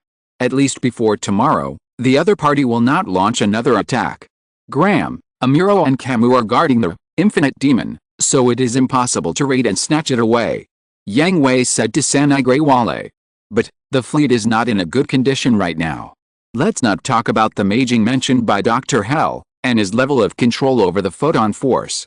We have not yet figured out the remaining number of enemy troops. Once we face large-scale teleportation again, our army will be at an absolute disadvantage. Well, I have told Rebel about this situation. Fleet's 2nd Fleet is on the way, and Jill Custon is also ready to respond, so the most dangerous is tonight. Sanigriwale's reminder has always been in Yang Hui's calculations. Even if he assimilated Calorium Fall, he still couldn't get the questioner's teleportation technology. Calorium Fall was trained by his teacher and masters as the king of the earth, but he was just a puppet king. He only knew how to use this teleportation technology, but didn't understand the principles. Yang Hui could only try to restore it as much as possible based on Calorium Fall's memory and find a way to counter it. There are other forces, such as the Hell Legion, the Invaders, and the Warcraft. The teleportation technology they use is not the same system as the questioner. If the principles of these transmission technologies cannot be found and countermeasures cannot be taken, the Promise Corps will remain in a passive state. For example, now, no one dares to relax their vigilance while resting. After all, the unknown transmission technology can suddenly drop them anywhere. If they are killed again, the Infinite Demon God is likely to be snatched away, and the 3rd Fleet and the 9th Fleet will suffer heavy losses. However, they were lucky. It may be that the defense line and preparations arranged by Yang Hui scared off Dr. Hell, and he did not launch another attack until late at night. At this time, Yang Hui handed the fleet to Gerhard and Heyman, and went to the core cabin to continue studying AOS with Alia Hutchenberg. At the same time, research on photon force was also carried out at the same time, and Professor Elfman, who set off with a ship, also moved to Drestliga. How is it? Professor, what can you see? Yang Hui accompanied Professor Elfman to carefully watch the battle record of the King of Hell again, trying to find some clues from it. After all, Professor Elfman's research on photon force was only half understood. Even if he mastered all the existing theoretical knowledge and all the research materials of Dr. Yuzuru Nosuke, he could only scratch the surface of photon force. It can be basically confirmed. Professor Elfman sighed and shook his head, but also gave a positive answer. Photon force is a kind of power with self-will and can resonate with the will of others. No, it should be said that, the embodiment of will transformed into power. The embodiment of will transformed into power. Yang Hui was shocked. This was really an answer he had never imagined. He knew that photon force was very powerful, a completely clean infinite energy, and the energy power was very high. A photon force furnace could support all the electricity consumption of a continent, and it was also called a 3D printer. There was no need to elaborate on its function, right? But Professor Elfman proposed that photon force was actually the embodiment of will transformed into power, which caught Yang Hui off guard. In fact, photon force is not the first example of the embodiment of willpower being transformed into power. In fact, we have been using it for a long time. Professor Elfman said. GN particles, psychoframe. Yang Hui thought for 2 or 3 seconds and gave an answer, which was also a question. That's right. Professor Elfman nodded. Until now, the research and development projects of psychoframe and GN particles have never stopped. There are still too many unknowns waiting for us to explore these two things, such as Rita in this world, and the 3 machines in the Unicorn series. Yang Hui understood what Professor Elfman meant. The pinnacle of the psychoframe, to put it bluntly, is mechanical ascension. NT loses its body, and the soul and the machine become one. The machine is the person, and the person is the machine. At the same time, NT's mental waves will be greatly amplified by the psychoframe, and it can do things beyond imagination. For example, in Laplace Rebellion, the Unicorn Gundam, which was in a semi-fused state with Banagita at the end, only waved a mental wave and decomposed the internal structures of dozens of shells into parts. This is the best embodiment of will being transformed into power. So, the maging mentioned by Dr. Hell is the power of will. With this speculation, Yang Hui came to the answer. Although there is no evidence, this possibility is very high. Hutchenberg was busy with the work in his hands, but at the same time he also listened to the discussion between Professor Elfman and Yang Hui. Old man. Will has always been a mysterious field. In your words, the power of will is the threshold of the super system, the Greek letter lambda driver system in the world of Full Metal Panic, the GIS in the world of Lelouch, the deep development of the psychosensory framework in the world of Gundam UC, and even the quantum communication field and quantization of GN particles. The power of will is a subjective existence beyond scientific common sense. Hutchenberg pushed his glasses and finally stopped working. Actually, I initially formed Celestial Being and decided to change the world. It was also because of the power of will. Hutchenberg said to Yang Hui and Professor Elfman. This was a secret he had never told anyone for all these years. By chance, I came into contact with Cosmic Egg. At that time, Cosmic Egg was definitely a completely unconscious existence. However, by chance again, I discovered that Cosmic Egg was affected by my thoughts and changed. Because I extremely hate using wisdom incorrectly, and because of stubbornness and preconceived notions that prevent people from seeing the real person, so GN particles were born. This X2 both Yang Hui and Professor Elfman were very shocked.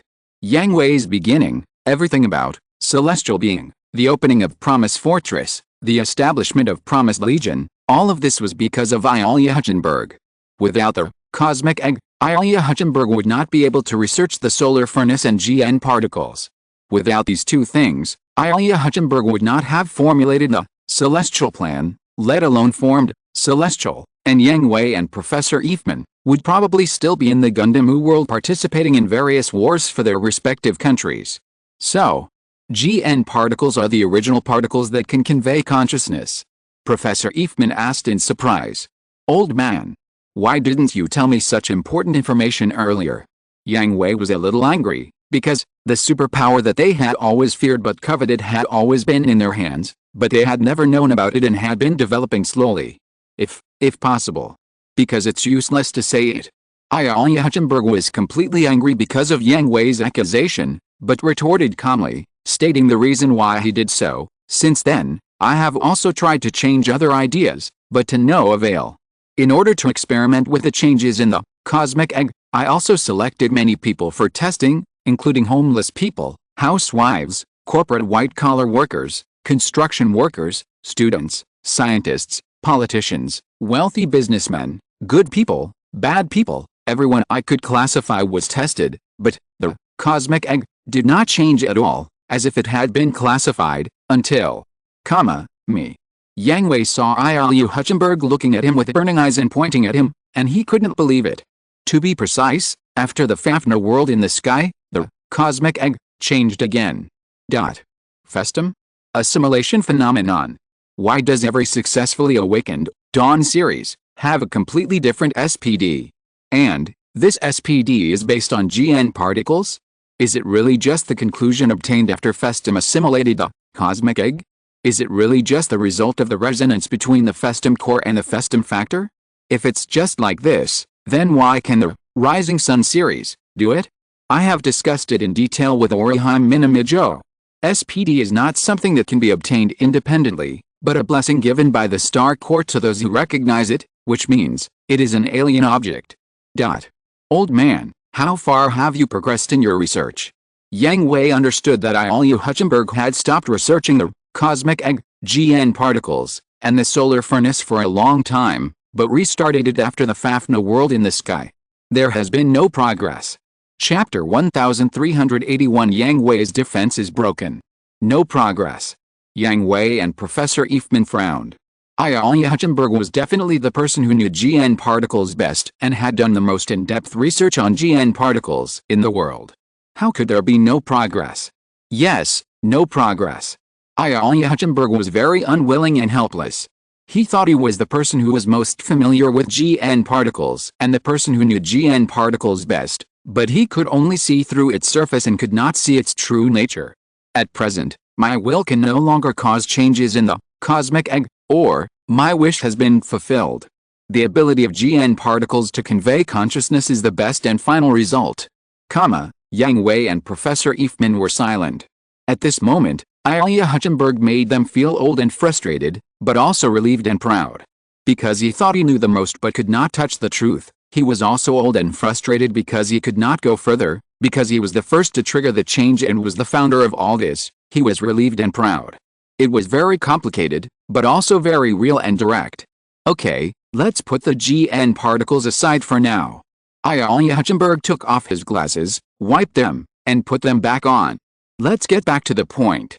Maging is most likely the power of will, and photon force, Geta ray, sea world, psychoframe, are all part of maging, so, the enemy's target can be determined, and our target can also be determined.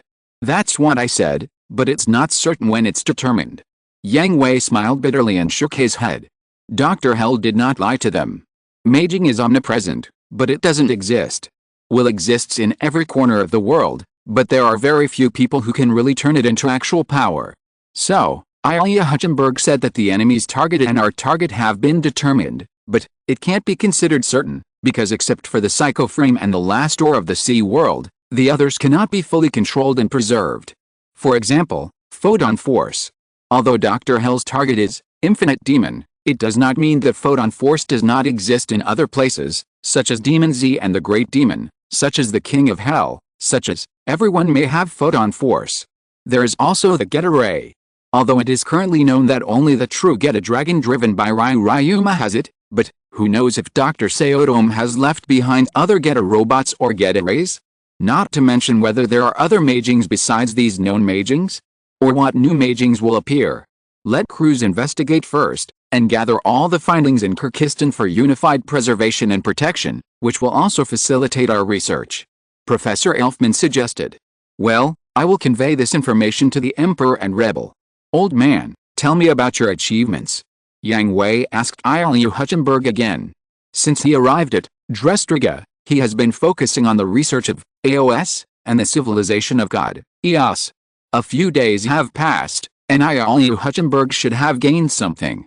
I found some clues, but there is not enough evidence yet, so I can't be sure. Ilya Hutchenberg said. What is it? AOS is a true biological computer, and one of the magings. A true biological computer.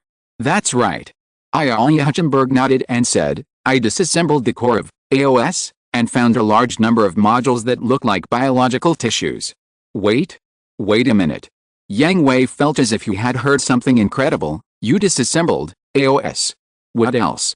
Alia Hutchenberg said as a matter of course, but he didn't quite understand why Yang Hui asked that. Then, can you still put it back? Not at the moment. Of course he couldn't put it back. AOS is a complete whole, and the sophistication of the interior is beyond Alia Hutchenberg's imagination. It would be impossible to put it back if he just opened the shell, not to mention that he had disassembled it all the way to the core. What about the Dreistliger? Yang Hui asked Alia Hutchenberg in a daze. Although the new system can maintain the normal operation of Dreistliger, it is only a basic function. Even the super heavy particle cannon on the bow cannot be used, not to mention other special functions. In the final analysis, this new system is just a temporary replacement. Without AOS, the combat power of Dreistliger will be reduced by at least 70%. Isn't it able to fly now? Do you really treat this battleship as a transport ship? Yang Hui asked anxiously. What else? Alia Hutchenberg did think so. After all, compared with a Macros-class battleship, Dreistliger is more than one level lower. Yang Hui was stunned for a long time, and a slap hit his face.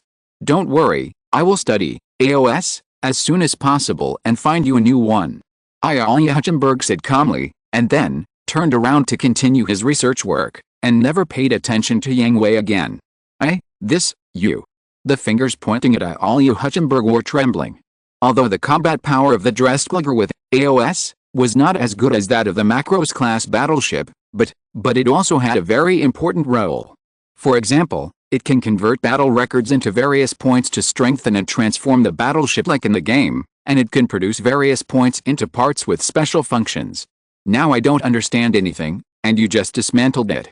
What if you can't study it thoroughly? There's only one in the world. ? Should you be so careless? ? But thousands of roars were suppressed in my chest, and I couldn't say anything. Don't worry, I will assist Dr. Alia and return you a brand new AOS as soon as possible. Professor Elfman patted Yang Hui on the shoulder to calm his emotions. After all, although Alia Hutchenberg was suspected of escaping, he had also entered the research state, so it was better not to disturb him. Yang Hui, Greek letter theta, Professor, you are also involved, right? Professor Elfman's body was obviously stiff for a moment, but soon returned to normal, and returned to the study of photon force with an expressionless face. Yang Hui, Zenga and Elzem came to the viewing corridor of Dreistliger again, but this time they brought new guests. I didn't expect you to come too. Gilliam Yuka said to Zenga and Elzem, completely different from the others, without anger, without doubt, only the joy of meeting old friends in a foreign land. The three of them were once members of the Special Combat Skills training team, and their relationship was very familiar and close. I came a little later than you. Elzem nodded and said, he had known about Gilliam Yuka's affairs in this world for a long time. Gilliam, have you found a way to go back? Zenga asked seriously, folding his hands. I have no idea at all. Gilliam Yuka shook his head. After I came to this world, I was taken to the Science Academy at the headquarters of the Federation Army and have been working as an assistant to Dr. Alia Hutchenberg. Even you can only be an assistant. Elzem was surprised. Even Zenga's serious face showed a hint of surprise. Dr. Alia is a great man who may not be born in countless parallel worlds. Chapter 1382, Each One's Mission. To be praised so highly by you, he is indeed a very remarkable person. Elzem and Zenga knew that Gilliam Yuka would not joke about such things. Gilliam Yuka was not only a powerful Ms. pilot, but also a very outstanding scientist. The PT in the world of Mobile Suit Gundam OG, that is, the Ms in that world, was developed by Gilliam Yuka.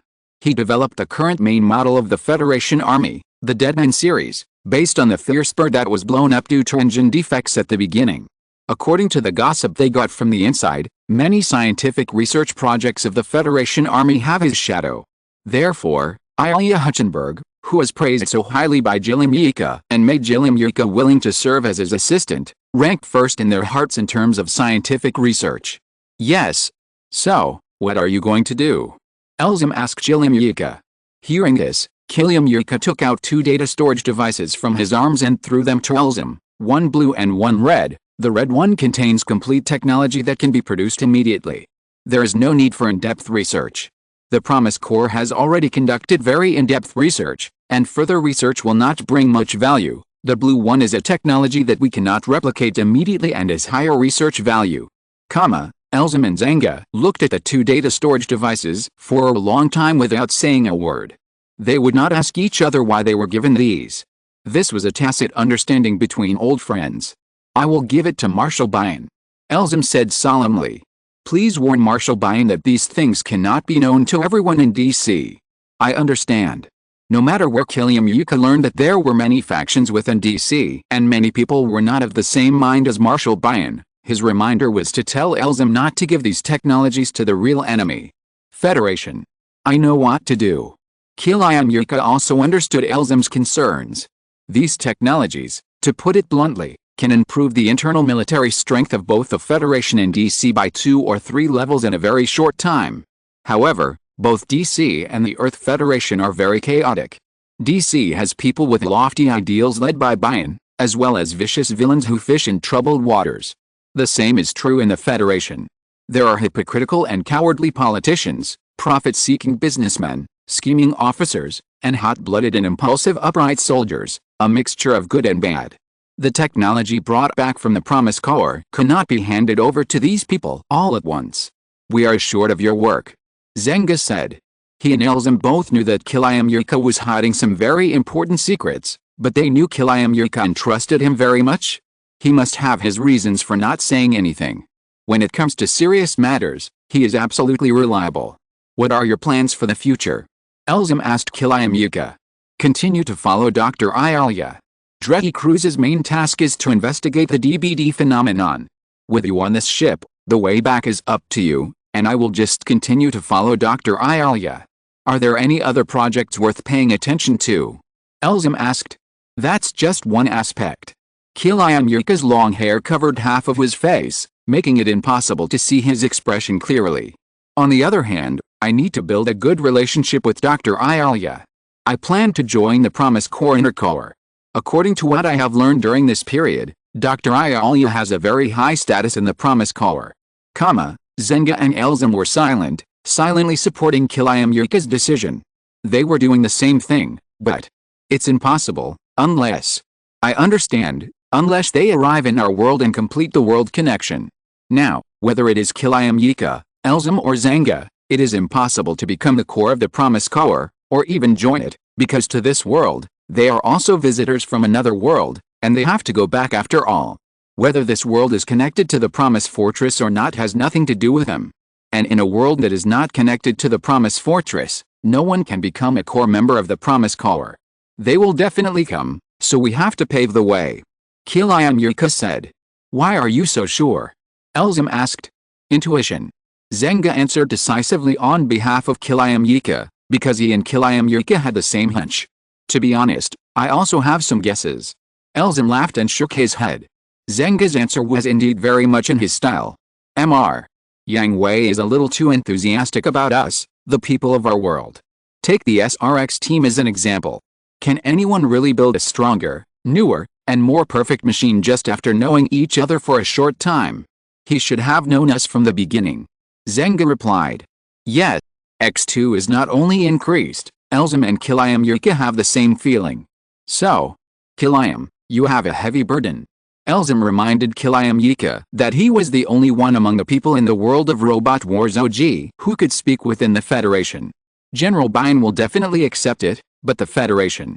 According to the 3 people's understanding of the Promise Corps, the Earth Federation in the world of Robot Wars OG, at least 2/3 of the people inside will be cleared out. Oh, by the way, the same is true for DC. Those who are not on the same mind as General Bion, the Promise Corps will never tolerate. Therefore, after Gilliam Yuka returns to the world of Robot Wars OG, it is definitely not as simple as conducting scientific research. It's difficult. Even Gilliam Yuka couldn't help but sigh. Although he can say a few words in the Federation, it's just a few words. The group of people above will not act according to his ideas. At least, prepare a list. Elzem and Zenga also understand Gilliam Yuka's situation and have some understanding of the situation inside the Federation, otherwise they would not have rebelled against the Federation without hesitation. I don't need to do anything with the Steel Dragon team. For the others, I will focus on targets with greater strategic value such as Tesla Research Institute and Mao's heavy industry. Well, this is indeed a starting point. Elzem and Zenga nodded in agreement. Compared with the politicians of the federal government, these strategic institutions that concentrate their world's top technology are the targets that need to be won over the most. Okay, let's not talk about this anymore. They had said almost everything they needed to say, and someone else had arrived, so it was not appropriate to continue the conversation. Elzem v. Brasuda. At the end of the passage, Lattice F. Brasuda, with an angry face, roared at Elzem. Chapter 1383 The younger brother who surpasses his elder brother. Lie. Looking at Lattice F. Brasuda who was walking towards him angrily, Elzem's heart was very complicated. No matter who the culprit was, it was an indisputable fact that he failed to save his fiancée, and it was also a fact that he failed to catch the culprit. He wanted to run away like he did before, not to face his own brother, but to wait for him to grow up slowly and understand slowly, but some things must be faced after all, not only lie, but also you. Only by facing the past that you can't bear to look back on can you walk towards the future with your head held high. How long can you run away? Where can you run to? This was Yang Hui's warning to him, and it was also a truth he had understood a long time ago, but who doesn't understand the truth? But how many people can really do it? Elzem wanted to leave as always, but at the moment when he was about to turn around and leave, he received encouraging eyes from Zenga and Gilliam Yuka. It has to be faced, Elzem. My friend, Mr. Yang Hui is right. Where can you escape to now? At the same time, Lattice F. Brasuda also walked up quickly and came to Elzem, not giving him a chance to escape again. Bang! Without hesitation, Lattice F. Brasuda raised his fist and hit Elzem's face fiercely. Lie. Don't be impulsive. Ida Longsheng and Gulan K also caught up with Lattice F. Brasuda at this moment. They heard Lattice F. Brasuda mention the old things. They understood Lattice F. Brasuda's anger, and Elzem's helplessness and regret. They also understood that this was the family affair of the Brasuda family, and they should not interfere. But they also had to pay attention to the occasion. Now both parties were members of Dressliga. If an irreconcilable conflict really broke out, both of them would be severely punished. Yang Hui would never allow such an internal conflict to happen. Let me go, I'm calm. After Lattice F. Brasuda punched him, his anger disappeared a lot, which surprised Ida Longsheng and Gulan K. Hey, what's going on? Ida Longsheng asked in confusion. I have to punch him with this punch, he owes me. Lattice F. Brasuda took advantage of Ida Longsheng's weakened strength to break free, but did not continue to beat Elzem. Lie. Elzem was stunned for a moment, then looked at his brother with a complicated expression. This punch, he received the will of Lattice F. Brasuda. Elzem v. Brasuda, I am also a soldier of the Federation. I will grow up. I know everything, and I have figured it out. The matter of my sister-in-law can't be blamed entirely on you. Lattice F. Brasuda said to Elzem with a stern face. I also understand that the person I should really hate is Archibald, but you are not without any responsibility. I will not shirk my responsibility. You still don't understand why I punched you. Lie. Why are you running away? Lattice F. Brasuda's emotions rose again. His right hand stretched out like lightning, grabbed Elzem's collar and pulled him in front of him. The two brothers put their foreheads together. Why do you keep running away? Why don't you ever explain? Am I so untrustworthy? Am I your brother? Lie. Elzem understood the reason why Lattice F. Brasuda was angry with him after that punch. Lattice F. Brasuda had grown up and was no longer a child. As a soldier, he would not impose the responsibility for the death of his family on his brother. What really made him angry was Elzem's attitude of always running away and his unwillingness to speak clearly and explain to his family. This is also my responsibility. This is the revenge I want to resolve myself. You and Leona should not bear it. Bullshit. Brady F. Brasuda angrily interrupted Elzem. Elzem now looked the way he hated the most. He said the most responsible words, but he was the most cowardly and incompetent. You and I have the same surname. My sister-in-law is also my family. Why can't we avenge her? Can't we share the burden? Elzem gritted his teeth, not knowing how to answer. You are a coward now, Elzim. Lattice F Pursuta let go of Elzim with a cold face and pushed him away for a distance. I will kill Archibaldo and avenge my sister-in-law. You will live in guilt for your sister-in-law for the rest of your life? This is the only thing I won't give you. Hearing this, Elzim also became serious, and all his previous performance disappeared. He felt guilty about his family.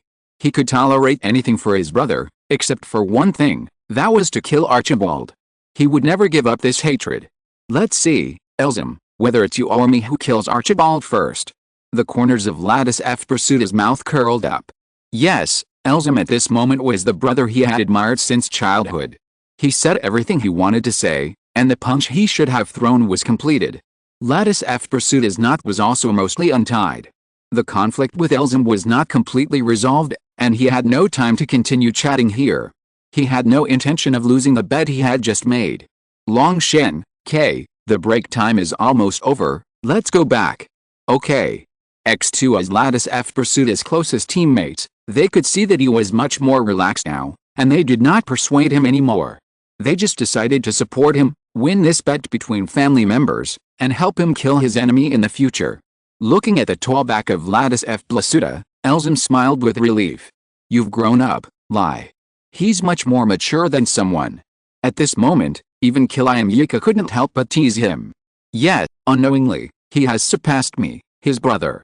Elzim laughed and shook his head, but, when he raised his head again, the hesitation and confusion in his eyes completely disappeared, replaced by determination and passion. I'll go find Graham. Let's go together.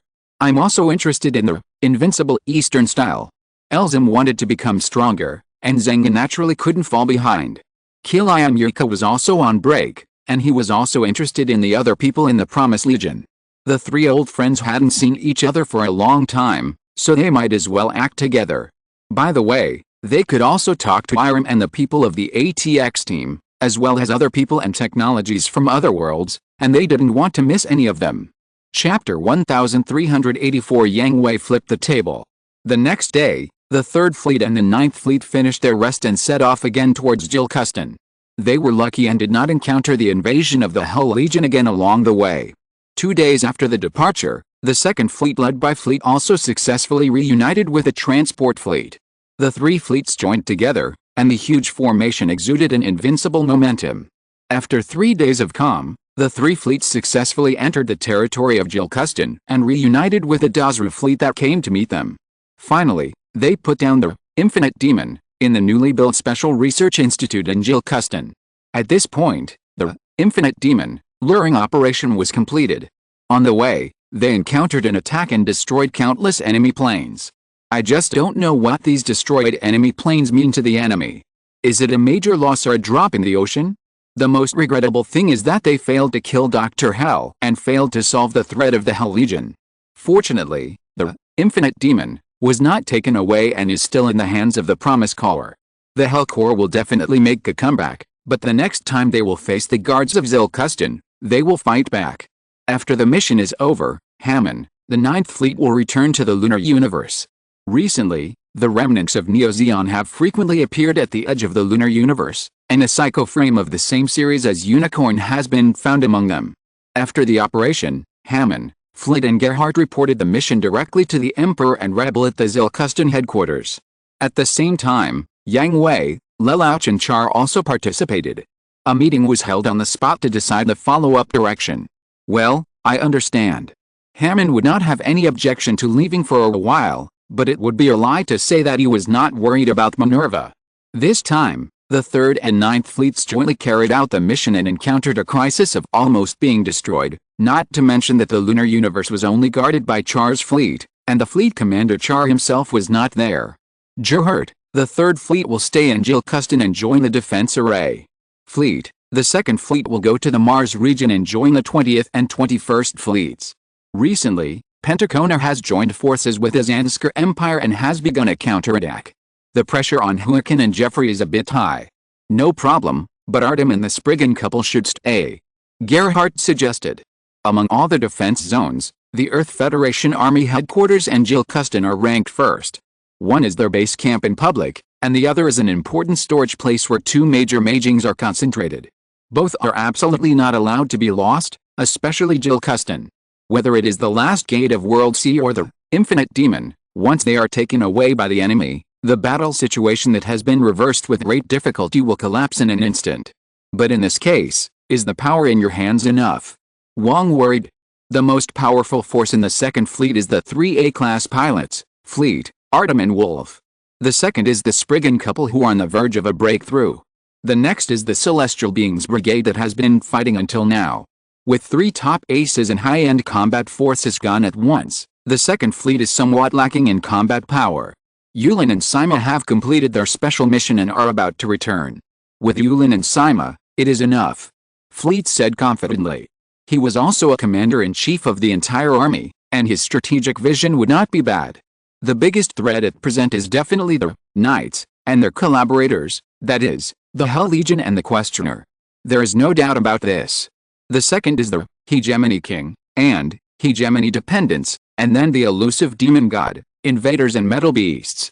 The Zanskar Empire, Pentacona, the Kingdom of Kaluward and Uruguru, which have already determined their bases, are ranked last. The goal of the Hell Legion and the Questioner is very clear, which is the Sea World Gate of Jilkustan and the Infinite Demon, so Jilkustan naturally has to gather as much defense as possible. And Pentacona, in Fleet's eyes, it is just a small threat.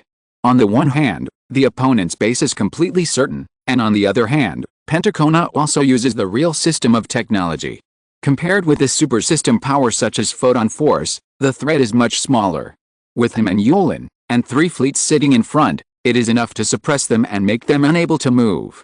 If Yang Hui hadn't discovered something strange, he should have directly eliminated Pentacona when they first came into contact. Where is the Promise now? Yang Hui asked again. The Promise is also an independent ace unit of the Promise Legion. There are not many people, but each one is an ace. Now that the mission of armed reconnaissance of Shengu Star has ended, it is time to move. The Promise is in the territory of the Zanskar Empire. The Holy Military Alliance has sent us a distress signal. Several very important members are trapped in the Zanskar Empire. Due to our army's counterattack, the Zanskar army has shrunk its defenses. Intelligence personnel alone cannot rescue the important members of the Holy Military Alliance. The Promise is going to help. Wang explained. This kind of mission needs the Promise to execute. Yang Hui was surprised. For a mere Zanskar Empire, is it an overreaction to use the Promise and the Celestial Squad? It is also an in-depth investigation. The Intelligence Department found that the Zanskar Empire and Pentacona have made a big move. When you arrive at the Federation Army headquarters, Cruz will report the details to you in person. Oh, by the way, there is one more thing. If this rescue mission is successful, the Holy Military Alliance will accept our recruitment and officially join the Earth Federation Army. Okay, I understand. Does Dreddy Cruz have any tasks that must be completed next? As for Dreddy Cruz, first come to the Federation Army headquarters. The distinguished guests of the MJP agency have important information to provide, but the other party has a request and wants to meet with you, Yang Hui. Wang said to Yang Hui. No problem, Dreddy Cruz will rest in Jilkustan for 3 days, and then go to the Federation Army headquarters. Yang Hui nodded. The Uruguru, whose frontline base on Shengu Star was destroyed, is already a spent force. The information that the other party can still provide should be related to the other party's base camp in the solar system. As long as the existence of the base camp is found, the threat of Uruguru can be solved in one fell swoop. The new research institute is short of people and equipment, please send some over. At this time, Ilya Hutchenberg asked. It's on the way. Wang said with a smile. She had considered this when Ilya Hutchenberg went to Drestliga, so the transportation of equipment and personnel had already begun.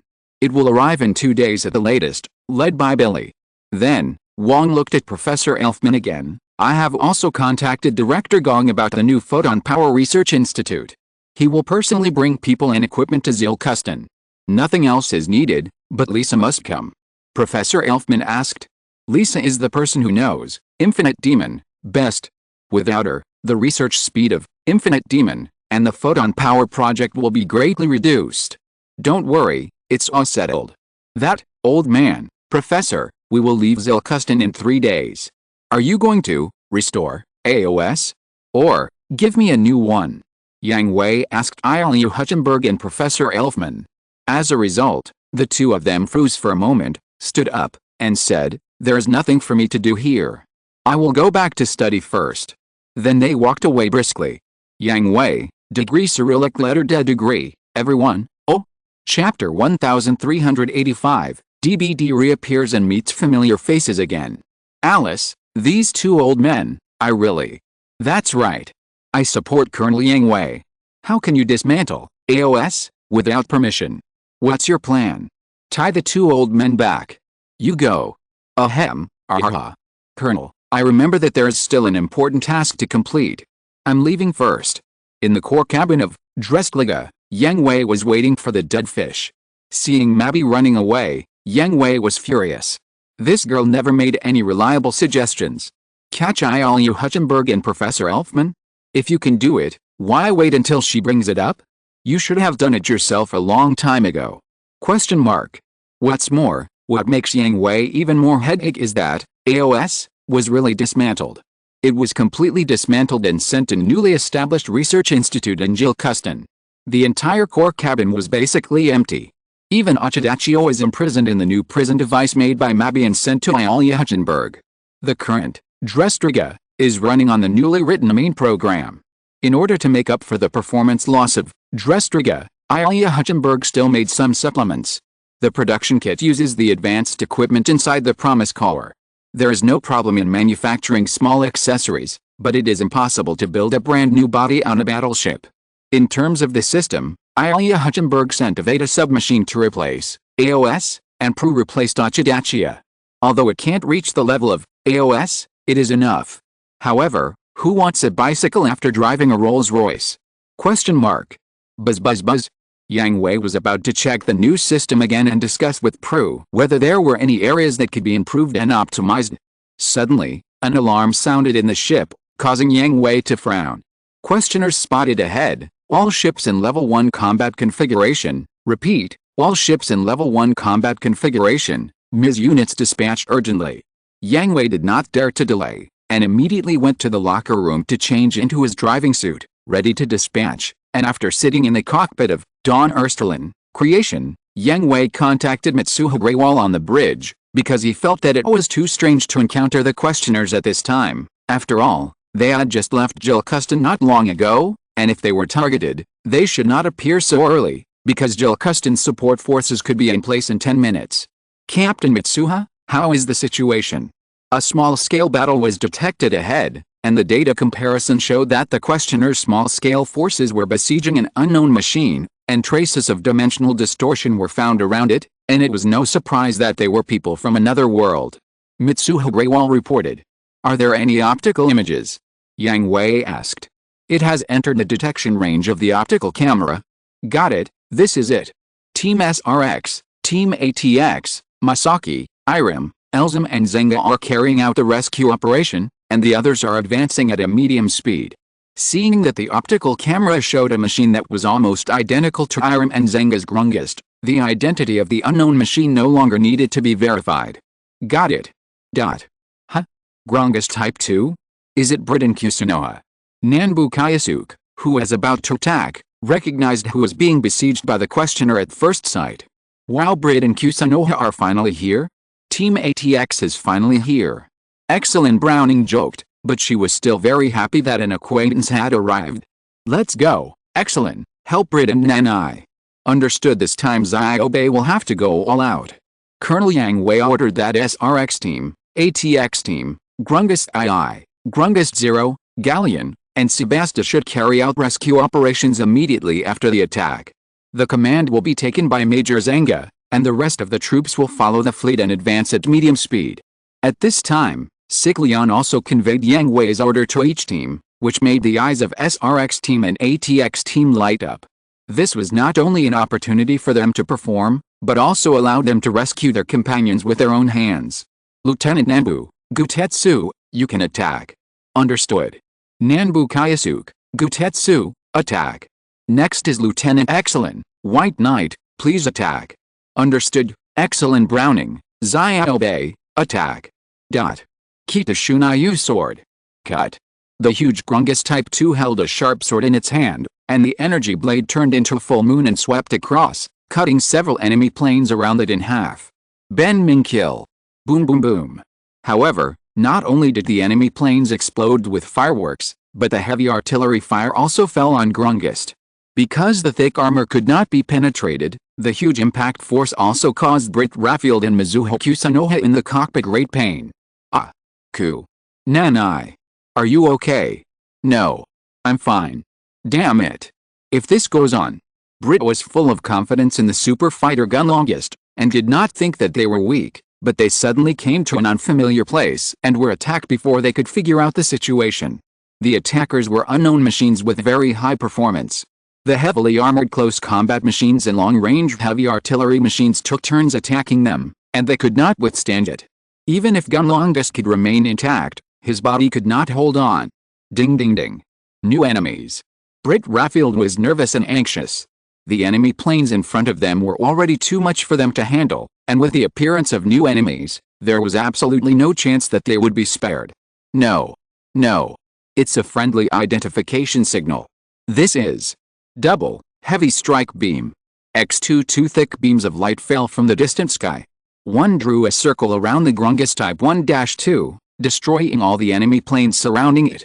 The other fell behind and exploded in the enemy's artillery position. 0 and Type 1-1. It's Major Zenga and Major Iram.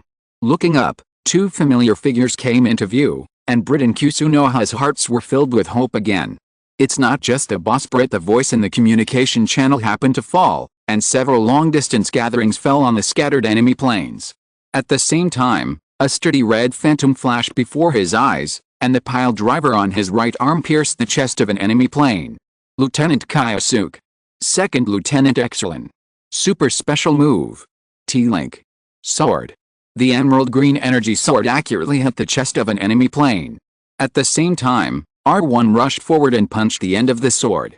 The energy sword turned into a beam of light and blasted a big hole in the chest of the enemy plane, even piercing through the enemy plane behind it.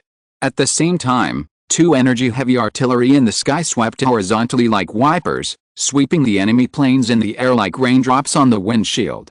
R3 flew over Grungist's head, and the GN Super Dragoons around him scattered, forming a solid defensive line around Grungist. This is SRX Team. Chapter 1386, The Situation of the Robot Wars OG World. Brit, Kusunoha, are you okay? Kayasuke Nanbu drove the Gutetsu to the side of the Grungist 1 Unit 2 and helped the kneeling Grungist up. Lieutenant Kayasuke, it's great to meet you. Brit said in surprise, and then looked at the Grungist 0 with a complicated look, surprise, but nervous. Some things will be discussed later. First, eliminate the enemies in front of you and end the battle. Kayasuke Nanbu said to Brit and Kusunoha Mizuha. Understood. X2 soon. With the concerted efforts of everyone, the small-scale questioner team was quickly wiped out. At the same time, Drestriga and White Fortress, as well as the Miz units they belonged to, also appeared in the side of Brit and Kusunoha Mizuha, and they subconsciously became nervous and alert. Relax, Brit. The White Knight landed, and excellent Browning told Brit and Mizuho Kusunoha not to be nervous. They are our own people. Our own people. Brit and Mizuho Kusunoha were completely confused about the situation. He had never seen either the enemy's machine or the battleship. We have obtained permission to return to the ship.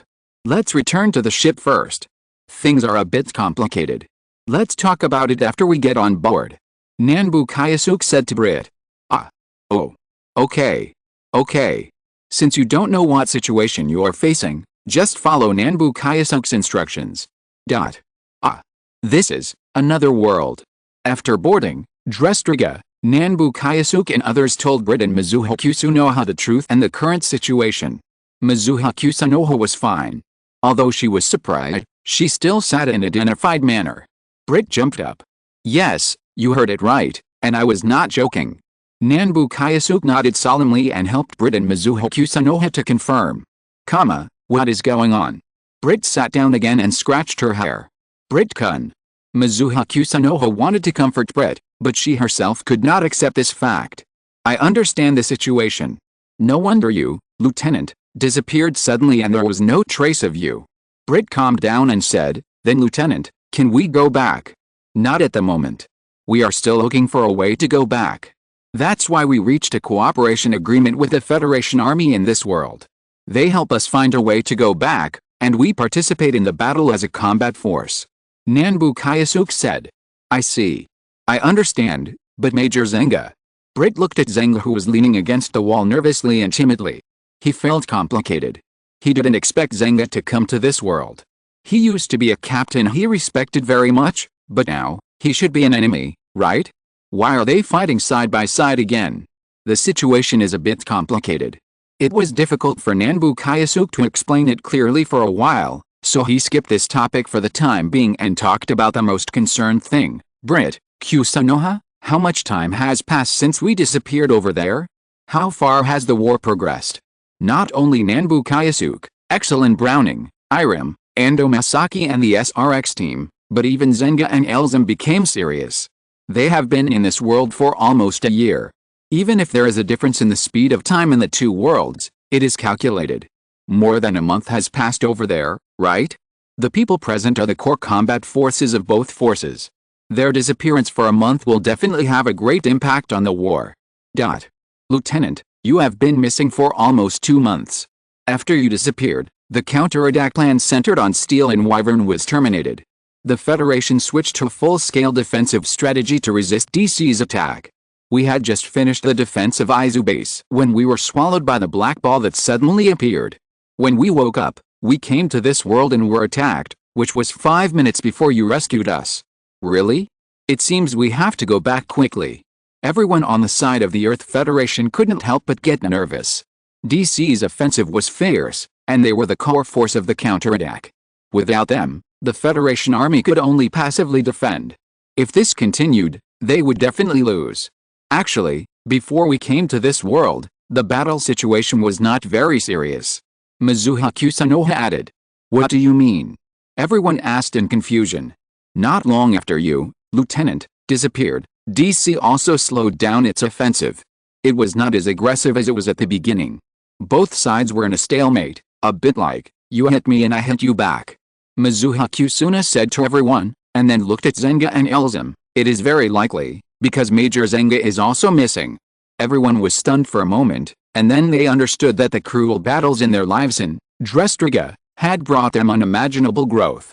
This growth was not only in strength, but also in character, vision, and mind.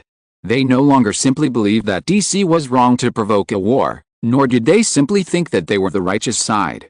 They also understood the nature of fighting and war. They also learned from Zenga and Elzem's chat that DC was not a monolithic entity. There were many factions and intrigues. Only a small number of people truly followed General Bayan and implemented General Bayan's ideas. Zenga and Elzem were General Bayan's right-hand men. It was understandable that DC's offensive slowed down after their strange disappearance. That's good. The people belonging to the Federation Army also breathed a sigh of relief. They were really afraid that when they returned, the war would be over and the Federation would be defeated by DC. Don't worry, we have already made some progress on the DBD phenomenon. Who are you? X2MR. Yang Hui. X and the visitors were Yang Hui and Mitsuha Greywale. Thinking that Britt and Mizuho Kusanoha were from the world of Robot Wars OG and were acquaintances of Ida Takamori and others, they did not immediately drop their other work to greet them. Instead, they handed the two to other members from the world of Robot Wars OG and told them about the situation first, so that they could arrange the follow-up work. Hello, I'm Yang Hui, the commander of Dreki Crews, and a colonel in the Earth Federation Army. I'm Mitsuha Greywall, the acting captain of Dreskiga, and a lieutenant colonel in the Earth Federation Army. Hello, I'm Brent Raffield, and I'm a member of the ATX Squadron of the Federation Army. I'm Mizuha Kusunoha, and I'm also a member of the ATX Squadron. When Britt and Mizuho Kusanoha heard that the commander of this unit and the captain of this warship had arrived, they quickly stood up and introduced themselves. Relax. First of all, welcome to this world, and please don't worry, the Academy of Sciences has found clues on how to return to your original world, and I believe it won't be long before we can come up with results. Yang Hui shook hands with Britt and Mizuho Kusunoha, and said to everyone present. Huh? Really? If you're listening to this novel on a channel other than Fanfic World, it means they downloaded and uploaded it without effort. We cordially invite you to visit our channel, Mundo Fanfic Novelis. There you'll find the original version of this story, and you can explore many other novels of various genres. We're waiting for you to immerse yourself in a world of incredible novels. Chapter 1387 Clues to Return. It's true. We have indeed found clues. Yang Hui did not lie to them. The Academy of Sciences has indeed made some progress in the study of the DBD phenomenon, mainly focusing on the research on the light pillars that appeared in Phnom Penh. After assimilating Calorium Fall, Yang Hui also learned what the light pillars were. They were gates, connecting to the subspace where the civilization of God, Eos, was originally located. There are 6 such gates in total. The first 5 are the shackles of the last gate and are also the necessary conditions for the final gate to open. After in-depth exploration by a group of researchers, they finally discovered that these light pillars would affect the space barrier of this world. The more gates are unlocked, the stronger the impact on the space barrier will be, the more fragile the space barrier will be, and the more frequent the DBD phenomenon will be. As for most of the alien visitors on the ship, they came to this world before the first gate in Phnom Penh was unlocked. This was because of the influence of the subspace where the civilization of God, Eos, was located. Because the subspace of Eos, its existence itself is to open a hole in the space barrier that is about to penetrate, and the questioner occupied that subspace and often went in and out, causing the space barrier to become more and more fragile. So that's how it is. Then Mr. Yang Hui, does that mean that if all the doors are opened, we will have a chance to go back? Ida Takamori asked excitedly, but everyone else looked at him strangely. He felt embarrassed and sat down awkwardly, scratching his hair. It's possible, Yang Hui said with a serious expression. This is also the conclusion drawn by the researchers of the Academy of Sciences. There are 2 conclusions in total. First, the more doors are opened, the weaker the space barrier is. It is very likely to form a dimensional channel connecting the 2 worlds. However, it is impossible to determine which world it is connected to. It may be your original world or another world. There is no way to determine this. Second, open all the doors. Before the dimensional barrier is completely destroyed, eliminate the questioner, eliminate the subspace and close all the doors. After the space barrier is repaired, use the exclusivity of the world to send you back to your respective worlds. Is that so? And everyone was happy, but very embarrassed. The first conclusion was full of uncertainty. In this world, someone was willing to help them, but in other worlds, it was not certain. It might be home, or it might be the next more dangerous stop. The second conclusion was that the exclusivity of the world did not necessarily exist. In case the space barrier of this world was restored intact and they were not sent back, they would be trapped in this world. Oh, no, there is another way. Wait for the Promise Fortress to connect with this world, follow the Promise Legion to perform the mission, and see if they are lucky enough to return to their respective worlds. No matter which method is used, the current goal is the same, right? Elzim grasped the key point and looked at Yang Hui. No matter which method is used, it is necessary to open the 6 gates. This is exactly what I want to tell you. Yang Hui's expression became solemn. I will not open any more gates. Why? And everyone exclaimed, stood up and looked at Yang Hui with doubts on their faces. They knew Yang Hui, and it was impossible that he was greedy for their fighting power and made such a decision in order to keep them here, otherwise Yang Hui would not tell them this at the beginning. With their trust in Yang Hui, even if they kept finding excuses to delay, they would not doubt it. They even knew that Yang Hui had too many ways to keep them here and use them for his own benefit. Elzim, with your authority, you should know, right? Yang Hui looked at Elzim. He was the only alien with the highest level of authority on Drestriga, and only he was qualified to read the highest level of confidential information in the central database. And the highest level of confidential information only has one category of information, that is, the Temple of Slaughter. Others can read the battle records of the Promised Legion, but in these battle records, the relevant information of the Temple of Slaughter is hidden. The Temple of Slaughter and the Night. Elzim answered Yang Hui with a sullen face. Yes, our real enemies, the Temple of Slaughter and the Night, are also our goals in this world, the only mission goals. Yang Hui nodded and said to everyone, and then explained to everyone present what kind of existence the Temple of Slaughter is and what kind of existence the Night is. Damn it. Bang. After hearing this, Ida Longsheng slammed his fist on the table in front of him. The faces of others were not very good. On the one hand, They were unwilling and helpless about their own bumpy road home, and on the other hand, they were angry about the actions of the Temple of Slaughter. Regardless of their position and identity, the actions of the Temple of Slaughter are definitely not justice, and will never be accepted by anyone present. In this case, can we still go back? Nanbu Xiangji asked with clenched teeth. Opening the gate will destroy the space barrier. If the space barrier is destroyed, the Knights will lose all the restrictions, and the army of the Temple of Slaughter will be able to march straight in and invade this world. They can't let a world that is moving towards peace be destroyed for their own selfish desires. Of course. Yang Hui said firmly, I will definitely complete what I promised you. The threat of the Temple of Slaughter and the Knights cannot be ignored, so I won't open the subsequent gates, but if we stop the conspiracy of the Temple of Slaughter and the Knights, we can try to reopen the gate, eliminate the damage of the subspace to the dimensional barrier, and send everyone back to their respective worlds. In addition, the Academy of Sciences has not given up the research on the DBD phenomenon. We will definitely find a way to send everyone home safely and accurately. Mr. Yang Hui, we believe in you. And except for Brit and Mizuha Nana who just arrived, everyone else believed in Yang Hui's promise. Even Zheng Jia, who didn't speak, nodded seriously. Now they can only rely on Yang Hui. At the same time, I also hope that you will continue to lend us your strength and fight together for the peace and stability of this world. No problem. And everyone nodded again without hesitation. On the one hand, Yang Hui and the Promise Corps have been helping them, and they also want to repay this kindness. At the same time, no one present can ignore the war in front of them. Even if this is not their world, they are willing to fight for peace. Thank you very much. Yang Hui bowed slightly to everyone. This is the most sincere gratitude, and it is also the best proof that he regards them as companions shoulder to shoulder, not superiors and subordinates. Captain Sanai, have you recorded everything I said just now? Yang Hui stood up straight and asked Sanai Grewale beside him. I have recorded everything. Sanai Grewale was also very shocked. It was also the first time she knew that the enemies she was going to face. Not only the enemies of this world, but also the existence of the Temple of Slaughter. If they rely on themselves alone, the consequences are unimaginable. We will arrive at the Federation Army headquarters in 2 days. I will take Char and the others to attend a meeting to share the information internally.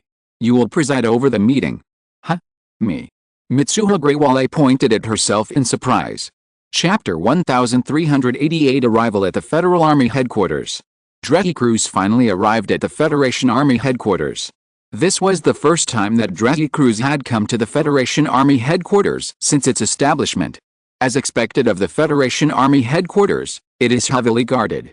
The members who came to the Federation Army Headquarters for the first time could not help but exclaim at the huge fleet hovering in the air, as well as the countless defense forces and defense facilities on the ground. That's it. Everyone saw several special misses at least 30 meters high passing by, which looked similar to the standard Rising Sun series in the Promise Corps. According to the records, this is the prototype of the Rising Sun series, the Heroic Spirit type, Fafnir. Kujimiya K, who is an encyclopedia of information, said. It's really big. Ida Longsheng exclaimed, although not as tall as Grungist, it's still impressive. But it looks so slim, how did they do it? The overall skeleton of Fafnir is very strange, even Mr. Yang Hui is very amazed, but there are also many unreasonable things, so when developing the Rising Sun series, the skeleton of this series was not used, and no new, Heroic Spirit, Fafnir was manufactured afterwards, and the problem of skeleton replacement was also tried. Elzim said. Try. And everyone looked at Elzim, very confused. Replacing the skeleton shouldn't be difficult for the Promise Corps? Or wouldn't it be better to just build a new body or replace the Rising Sun series directly? Because of SPD, every Heroic Spirit, Fafnir is now bound to the pilot, and the special SPD ability can only be used on the existing machine. L's eyes were twinkling with little stars, and his eyes were fixed on the Fafnir team performing patrol missions, not wanting to miss any second.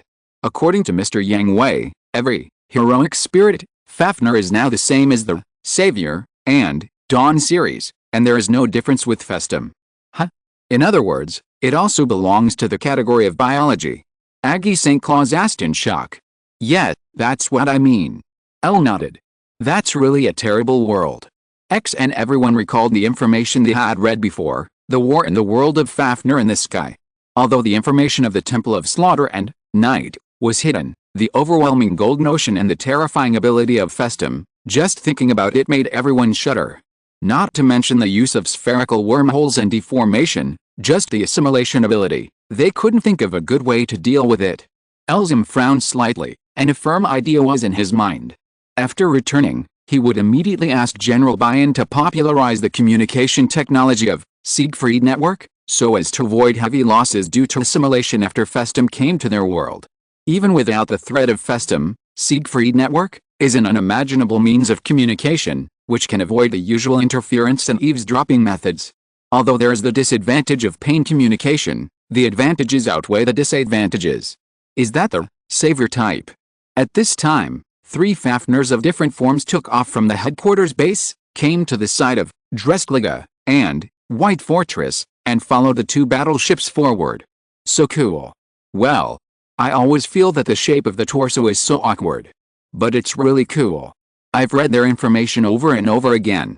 Super awesome. Nonsense. How can it not be awesome? That's a machine that costs lives. Everyone marveled at the power of the savior type, Fafnir, and at the same time admired the 3 pilots as true warriors. The information detailed that the savior type, Fafnir, was a machine that was truly driven with life, and every minute of driving would burn life. This situation was not changed until the pilots joined the Promise Fortress. Can you beat one of them? Elzem suddenly thought of something, nudged Zenga beside him with his elbow, and asked in a low voice. My ship's slashing sword is indestructible. Zenga replied with a serious face. But after 2 or 3 seconds of hesitation, Elzem was sure that his old friend was no match for any of them. After all, it was really too buggy. It originally had the huge defect of burning life, and now, it was a perfect one-man army, and the destructive power of each machine could be described as planetary level. The landing has begun. Let's go. Captain Mitsuha asked us to wait in the conference room first. It seems that there is something very important to be notified, and then we can take leave to go to the headquarters.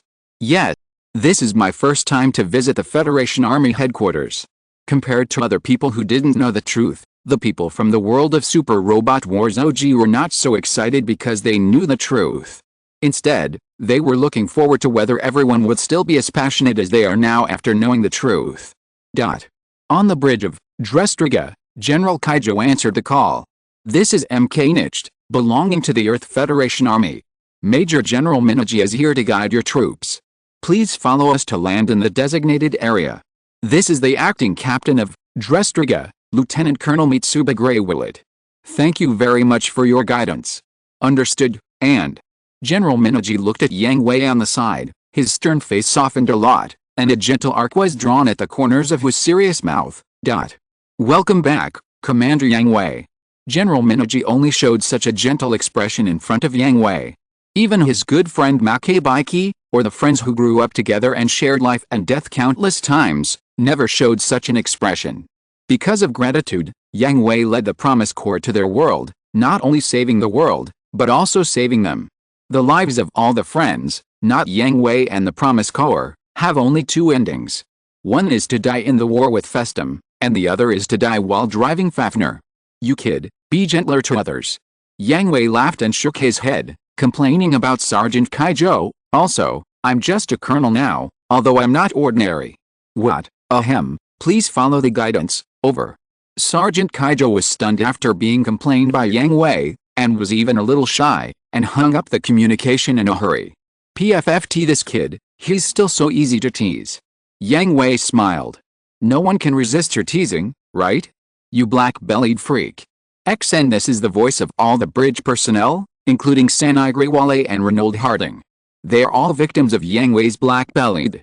Captain Sanai, after Drestriga lands, you will preside over the meeting first, and I will complete the contact and report with General Rebel, and then wait for my order. Really? I will preside over it? Sanai Grewale asked unconfidently. After all, such an important matter, it would not be convincing enough for her, an outsider, to announce it. You can be more confident, Sanai. Don't forget that you are the captain of Drestriga. Yang Hui patted Sanai Grewale on the shoulder and encouraged her. Chapter 1389 Three Distinguished Guests and an Acquaintance. Dristriga landed in the designated area. Yang Hui led Graham, Ryu Kanosaki, Char and Larashine down Dristriga. Wang and Rebel were waiting to greet them. It had been more than a year since they came to this world. This was the first time Yang Hui and Wang met. The deep attachment did not need any words to describe. They just walked towards each other, hugged and kissed. No one disturbed them. They waited quietly for their lips to separate. There was no teasing or ridicule. There were only blessings and relief. After all, we had not seen each other for a long time, and we didn't know when we would meet again after this time. Okay, let's go. After the kiss, they looked at each other, which lasted for 5 minutes before it ended. Yang Hui took Wang's hand and said to the others present, "Yes." XN and his group followed Yang Hui and walked into the interior of the Federation Army headquarters. Mitsuha Greywall and others who watched them leave were full of envy and blessings. "Is that Mr. Yang Hui's wife too? She's really beautiful," Idolin exclaimed. "Hey, don't think about it. That's the chief of staff of the Promise Caller." Ando Masaki jokingly nudged Ida Takamori's waist with his elbow. "What are you talking about?" Ida Takamori was not only not excited, but also looked at Ando Masaki with a blank face. "I know that Ms. Wang is the chief of staff of the Promise Caller. What do you mean by thinking about it?" "Pa." Ando Masaki slapped himself in the face. He knew that he had teased the wrong person. Ida Takamori was a pig who didn't know what love was. "Masaki, I made a mistake. I forgot for a moment that this guy is a pig." "Why did you curse?" "No, he was just telling the truth." "Hey. Okay, stop it. Captain Mitsuha has come to order. Everyone go to the conference room for a meeting." "Understood." XN. Yang Hui walked with Wang in the headquarters of the Federal Army, and received countless curious, respectful and even envious and jealous eyes along the way. The people at the headquarters of the Federal Army are not all members of the Promise Caller. There are also federal troops from this world. The members of the Promise Corps naturally respect Yang Hui very much, while the people in this world are very curious about Yang Hui, and there are many people who are even envious and jealous. There is no need to investigate the real age of the Emperor. With a good figure, high appearance, and strong ability, such a goddess-level figure will be sought after anywhere. There are naturally many suitors at the beginning, and even when they know that the Emperor has a husband, they are still unwilling to give up. Of course, those who can survive the Great Purge will naturally not be evil, so they can pursue openly, and will also oppose and compete openly, but will never play tricks in secret. However, after Yang Hui led Dreki crews to show his power again and again, and acted like a god on the battlefield again and again, they were discouraged. How can they compare? So, when they saw Yang Hui holding the Emperor so sweetly, they could only hide a sight and bite their handkerchiefs and cry silently. Yang Hui did not avoid these gazes, and was even proud. Finally, the group came to the conference room. It was not a large conference room like the central conference room, but a small one. "Crews will bring the guests here soon." After everyone sat down, Rebir said to Yang Hui, "Guests from Ulugru?" Yang Hui asked. "It was originally like this." "Originally?" Hearing this, Yang Hui raised his eyebrows. "Yes, originally only that distinguished guest wanted to see you, but 2 days ago, another distinguished guest came and crossed the 3 major directions of the headquarters without anyone noticing. If it weren't for Aiki and the general officer who discovered it in time, I'm afraid they wouldn't notice the other party's arrival until they walked in front of us," Rebir said with a bad face. He thought that the directions arranged in the Federal Army headquarters were very strict, but in the end they were easily infiltrated by the other party. "Are there any casualties?" Yang Hui frowned, but did not immediately reprimand Rebir for his mistake. He knew that Rebir would not be careless on such issues. "No, they contacted us for communication, not hostility." "Well, what's the method?" "I can only say, alien technology." "Okay." Hearing this, it was judged that the headquarters had been infiltrated this time. It was no wonder that there were many alien forces in the world of Rebir. The endless alien technology was hard to defend against when it was first contacted. After a while, the door of the conference room opened, and Cruz walked in first. Following him were 3 people, a noble girl with silver hair, a strong man in a brown suit, and another. "Huh? It's him." It was an acquaintance. Not only had he seen him before, but he had also talked to him. This made Yang Hui very surprised. "Sorry, I'm late." Cruz guided the three to sit down opposite Yang Hui, and introduced the three people he brought to Yang Hui, Graham and others. However, the sturdy man in the brown suit did not sit down, but stood behind the girl. "Let me introduce you, this is Princess Shailia of Uluguru, and the one next to her is her housekeeper and protector Daniel. Nice to meet you, Mr. Yang Hui, I'm Shailia." "Nice to meet you, Princess Shailia." Although he was in exile, Yang Hui still showed equal etiquette and did not act superior. It was this behavior that won Shailia's favor, and Daniel's expression standing behind her was not so cold. After all, when they first came to Earth, they experienced a lot of difficulties and discrimination from the original Earth federal government. It was the MJP agency's four doors Yadin that protected them all the time, so they got through safely. "This is Mr. Pachiaya. We know each other, Mr. Pachiaya." Yang Hui looked at the last of the three people brought by Cruz. He was the man he met at the press conference of the Brave Police. He was a neighbor of Tama Nagayuta, a college student studying medicine, and the secret crush of Tama Nagayuta's elder sister, Yoshinaga Daozi. Or, mutual secret crush. "Hello again, Mr. Yang Hui. If you can, call me Kabuaya. I come from the 6th planet of the Dolar Galaxy. I am temporarily borrowing Mr. Pachiaya's body in the form of an energy life form." "Pachiaya, no, it should be Kabuaya," said Yang Hui. Yang Hui frowned slightly, and then quickly relaxed, because he was surprised at Kabuaya's hiding method. Even if it was an energy life form, it would be impossible to avoid the detection of mental waves. As long as he was staying in Pachiaya's body, Yang Hui would definitely find two completely different mental waves in one body when they first came into contact. However, Kabuaya actually escaped Yang Hui's mental wave detection. Chapter 1390 Negotiations with Uluguru. "Mr. Pachiaya, how is he?" Yang Hui questioned Kabuaya with a cold look on his face. Even if the other party came with good intentions, if living in this body would cause Pachiaya's original consciousness to disappear, Yang Hui would still treat Kabuaya as an enemy. "Please rest assured, Your Excellency Yang Hui." Facing Yang Hui's questioning, Kabuaya remained calm and did not feel threatened.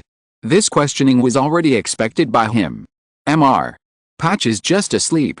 After I leave, he will wake up and will not be hurt." "I hope so." Yang Hui stared at Kabuaya for a while, then put away his cold attitude and looked at Shailia. As for what Kabuaya was going to say, he postponed it. "Your Highness, I guess you want to see me, not just to see me, right? This is also one of my purposes," Shailia said with a smile. "After all, the Promise Core comes from another world, not from this world.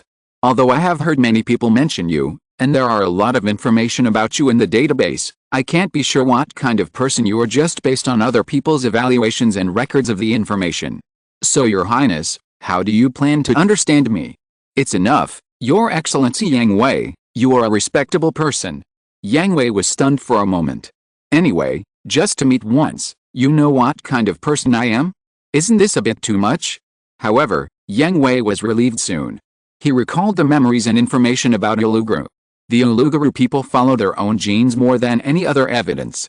It should be the genes that told Shailia what kind of person Yang Hui was. "Gene." "Yes, Gene. Gene told me that you are an upright person and a trustworthy person. I believe that with your help, we can realize the vision of peace," Shailia said sincerely. "According to the intelligence we have obtained, Uluguru is a civilization that follows genes, hunts genes, and desires genes. You are no exception, right?" "Yes." Shailia nodded without any hesitation, "but I know how to restrain my instincts. My mother opposes the Empire's hunting behavior, and so do I. That's why my mother sent me to Earth to help Earth stop Uluguru's barbaric behavior. In my opinion, races with high intelligence must learn to control their instincts, rather than acting on their instincts. Having instincts without sufficient wisdom and reason to support them is no different from wild beasts. I very much agree with your point of view, Your Highness. For this meeting, I have also prepared important intelligence for you. Uluguru's base in the solar system is a large portal near Jupiter, Heaven's Gate. As long as Heaven's Gate is destroyed, Uluguru will no longer be able to invade the Earth. Unable to invade the Earth for the time being. Yang Hui interrupted Shailia. He did not think that destroying Heaven's Gate would completely eliminate Uluguru's threat to the Earth. Sir Yang Hui. One question, how did Heaven's Gate appear on Jupiter? Yang Hui asked Shilaya. This. Shilaya's expression was gloomy. Her words intentionally avoided a very important piece of information. The origin of Heaven's Gate, no matter how big or small, Heaven's Gate, could not have existed there at the beginning. Whether it existed when Uluguru first implemented the seeding plan on Earth, or appeared during the hunting, it was sent from Uluguru's homeland. So, if this, Heaven's Gate, is destroyed, will there be another, Heaven's Gate? The answer is clear, yes. In this case, the threat of Uluguru has only been temporarily resolved, and it will still appear in the future, perhaps in this era, or perhaps in the future a long time later, but the threat of Uluguru still exists, which is undeniable. This result is not what Yang Hui wants, so, Your Highness, may I ask if there are many people in Uluguru who oppose the hunting faction? If we intervene, can your mother take control of Uluguru's ruling power? Yang Hui asked Shilaya. Your target is the Uluguru mainland, right? Shilaya did not answer Yang Hui, but asked a counter-question. That's right. Yang Hui did not hide anything and directly told Shilaya his views and opinions. First of all, thank you very much for the information you provided. Gate of Heaven must be destroyed, but Uluguru's threat to the Earth has not ended. In the future, the Earth will still face the invasion of Uluguru, or even a more terrible and huge army. With my experience of contacting so many extraterrestrial civilizations, I will never give up after suffering such a big loss at the hands of my prey. Therefore, as the Commander-in-Chief of the Promise Corps, and for the peace and stability of this world, the threat of Uluguru must be completely resolved. So you want to launch a full-scale war? Shilaya's face was not so good. She came to the Earth out of kindness to help the Earth stop the brutality of Uluguru, but it did not mean that her kindness had no bottom line, nor did it mean that she was stupid. After all, Uluguru was also her hometown, and she could not be willing to see her hometown fall into the flames of war. That depends on you and your mother, Princess. Yang Hui did not give a definite answer. Please elaborate, Shilaya asked. If the anti-hunting faction led by your mother can gain control, I believe that Earth and Uluguru can form an alliance and jointly deal with possible crises in the future, stay with each other and coexist peacefully. If not, Uluguru will continue to be regarded as a hostile force, and we have only one attitude towards hostile forces, and that is to destroy them. Your Excellency Yang Hui, this is not in line with your action purpose. I have checked the information. Your policy towards different civilizations has always been based on communication and exchange, and you have won over all forces that can be won over to become allies, such as the Jarity, Vajra, ELS, Festum. They are all alien races, but with your efforts, they have maintained a state of peaceful coexistence. Why can't Uluguru do that? We are communicating and exchanging now, Your Highness. Now, you are sitting in front of me, representing not only yourself, you are representing the anti-hunting faction and the entire Uluguru to negotiate with me, Your Highness Princess Shilaya. I don't have the qualifications, Your Excellency Yang Hui. You do, because you are the Princess of Uluguru, and the only Uluguru who is willing and able to communicate and negotiate with us, or, you can ask your mother to come to Earth and negotiate with me.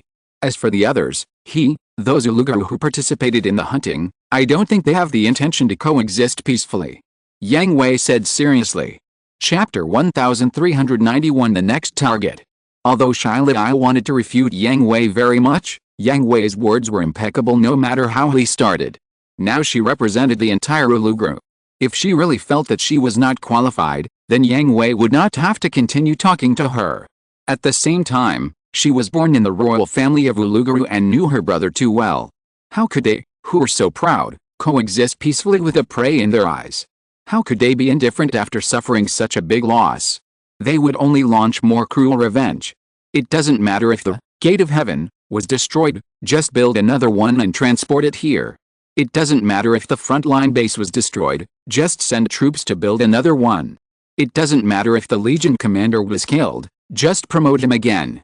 Anyway, in their eyes, it was just a meaningless struggle, but peace talks were absolutely impossible. Bringing his mother to Earth was even more impossible. Although her whereabouts were top secret, as the eldest brother of the contemporary emperor, he definitely knew her whereabouts. He also saw all of his mother's actions. Before leaving, his mother had been under house arrest. Sir Yang Hui, I need to think about it. Shia couldn't completely trust Yang Hui, especially since the whole matter had risen to the level of the survival of Uluguru, and Shia was even less likely to make a decision easily. Understand. Yang Hui did not force Shia to make a decision immediately. After all, it was related to the life and death of a civilization, and it must be carefully considered, not to mention that Shia was just a princess, not the ruler of Uluguru. Thank you very much. Although I understand, please provide the detailed coordinates of Heaven's Gate. Destroying Heaven's Gate is the basis of our cooperation. Yang Hui said seriously. I understand. Shia stared at Yang Hui for a moment, then nodded and compromised, handing over the coordinates of Heaven's Gate. Shia knew very well that if she didn't hand it over, then the peace between Earth. Oh no, it should be that the peace between the Promise Corps and Uluguru might disappear completely, and her value to Yang Hui and others would no longer exist. As far as Shia knew, if the Promise Corps wanted to touch her, the Four Gates Hall would definitely not be able to protect her, and the other party also had many ways to make her speak. Moreover, she came to Earth to help Earth stop Uluguru's atrocities, and its ultimate goal was to destroy the Heaven's Gate. If this goal could be achieved, it would be fine to hand it over to them. Wang. After receiving the coordinates, Yang Hui looked at Wang. I have sent a message to the Promise to conduct armed reconnaissance. Wang also received the coordinates of the Heaven's Gate, and directly completed the subsequent actions. Rebel. Currently, the fleets of Maximin and Malu are idle. As for the Zanskar Empire, one of Shai and more Victor's fleets can be transferred. One fleet is enough to defend the Zanskar Empire's home. Very good, the three fleets will move towards the Gate of Heaven at the same time and wait for the reconnaissance results of the Promise. No problem. Shia was watching from the side and was also very surprised. Yang Hui and others were making combat deployments and did not care about the existence of an outsider like her at all. Moreover, they were able to deploy follow-up operations as soon as they received the coordinates. Even the most outstanding Legion commander of Uluguru, or even the powerful Emperor, could not do this. This required not only personal ability, but also the tacit cooperation between each other. I have a different opinion on this. Just before Rebel was about to convey the order, Cruz interrupted him and said, according to reliable intelligence, the Zanskar Empire and Punta Cana are cooperating very closely. They are secretly building a huge space fortress. Its purpose is unknown, but the construction speed is very fast and it is almost completed. Punta Cana has also received intelligence that the important resource satellite Peridot has also arrived in the solar system, and Punta Cana has a giant orbital cannon that is about to be completed, with a range that can reach the Earth. So we can't spare enough combat power to attack Heaven's Gate now. What are Shia and Victor Walken and Jeffrey doing? Hearing this, Rebel was angry. The Zanskar Empire had all been forced back to their hometown, and there were two reorganized fleets stationed at their doorstep. Punta Cana was also monitoring and guarding them day and night, and they had done so many things in secret. Ahem, General Ribeir, it's not their fault. Cruz defended the four fleet commanders. First of all, the homeland of the Zanskar Empire is not small. The surveillance of only two fleets is not enough to cover the entire territory. There is a resource satellite that suddenly appeared on the side of Punta Cana. In addition, the two families secretly joined forces, and most of our forces are concentrated on Earth. Humph, but it shouldn't be that we didn't find anything. This is a serious dereliction of duty. Cruz really couldn't defend this point. It was normal that the current military force could not stop the conspiracy of the two families. After all, the territory was so large that it was impossible to see every place, and it was impossible to completely stop it. But there was no discovery in such a big movement, which was indeed suspected of dereliction of duty. In this case, find a location of Gate of Heaven first, postpone the attack plan, and solve part of the chaos on Earth first. Only when the hometown is stable can we fight against the outside world. Yang Hui analyzed the current situation and said to Ribeir, the two most important targets on Earth at present are the Federation Army Headquarters and Jilcuston. The troops in these two places must not be moved. One is the base camp, and the other is the important target protection area and bait. There must be sufficient defense force. Rebel analyzed the situation of the entire Earth. The second is the Blue Hole. The Kingdom of Kalud and Zafilo have troops pouring out of the Blue Hole. The first fleet cannot move. The rest. Hegemony dependence, The others are just SYNOPSIS, and ordinary Federation Army troops can deal with them, but the problem is hegemony dependents are elusive and have no fixed base camp at all. I received good news about this. Cruz said to everyone, I found hegemony King Jeddah moving towards the GGG orbital base, and the target should be clear. Hegemony King Jeddah. I remember that the intelligence provided by GGG mentioned that hegemony King Jeddah is the strongest combat force among hegemony dependents, except hegemony King, right? Yang Hui asked. That's right. Cruz nodded to confirm. Where are the other members of the old GGG? Have you determined their location? We haven't found them, but there's a high possibility that they're acting together. Wang, Dre Cruz's next mission target is to support the GGG orbital base. Understood. I'll modify the follow-up plan. Dre Cruz's supply operation will be completed tomorrow. Rest for a day and set off the day after tomorrow. Kreutzer. In time. Chapter 1392, Kabuya's Warning, The Threat of the Haggis. The next action plan was temporarily determined, but Yang Hui and others did not disperse, because in addition to Shailia and Daniel, the two distinguished guests from Uluguru, there was also a guest from an alien civilization. Sorry, I was delayed for a while. It's okay, Mr. Yang Hui, but your tacit understanding and efficiency are eye-opening. Kabuya praised sincerely. Whether it was his home planet or the original Earth Federation, he had never seen such efficiency and tacit understanding. There was no need to explain in detail. One glance knew the other party's thoughts and determined the most reasonable choice. Hearing this, Yang Hui's mouth curled up slightly, and he did not hide his pride in his companions. So, Kabuya, do you have anything to say? The attitude towards Kabuya was not as good as that of Shailia. On the one hand, although Kabuya was an exile and a survivor, he was not a very noble identity and could not represent the entire civilization. On the other hand, as an energy life form that borrowed someone else's body, Yang Hui would not treat him as a partner before thoroughly confirming Pachiai's safety. Kabuya didn't care too much about Yang Hui's attitude difference. He expressed his understanding of Yang Hui's attitude and taboos. Sir Yang Hui, my civilization has also been invaded by the questioner. To be frank, my civilization is stronger than the Earth in terms of overall strength. Of course, this excludes everyone in the Promised Legion. Then what?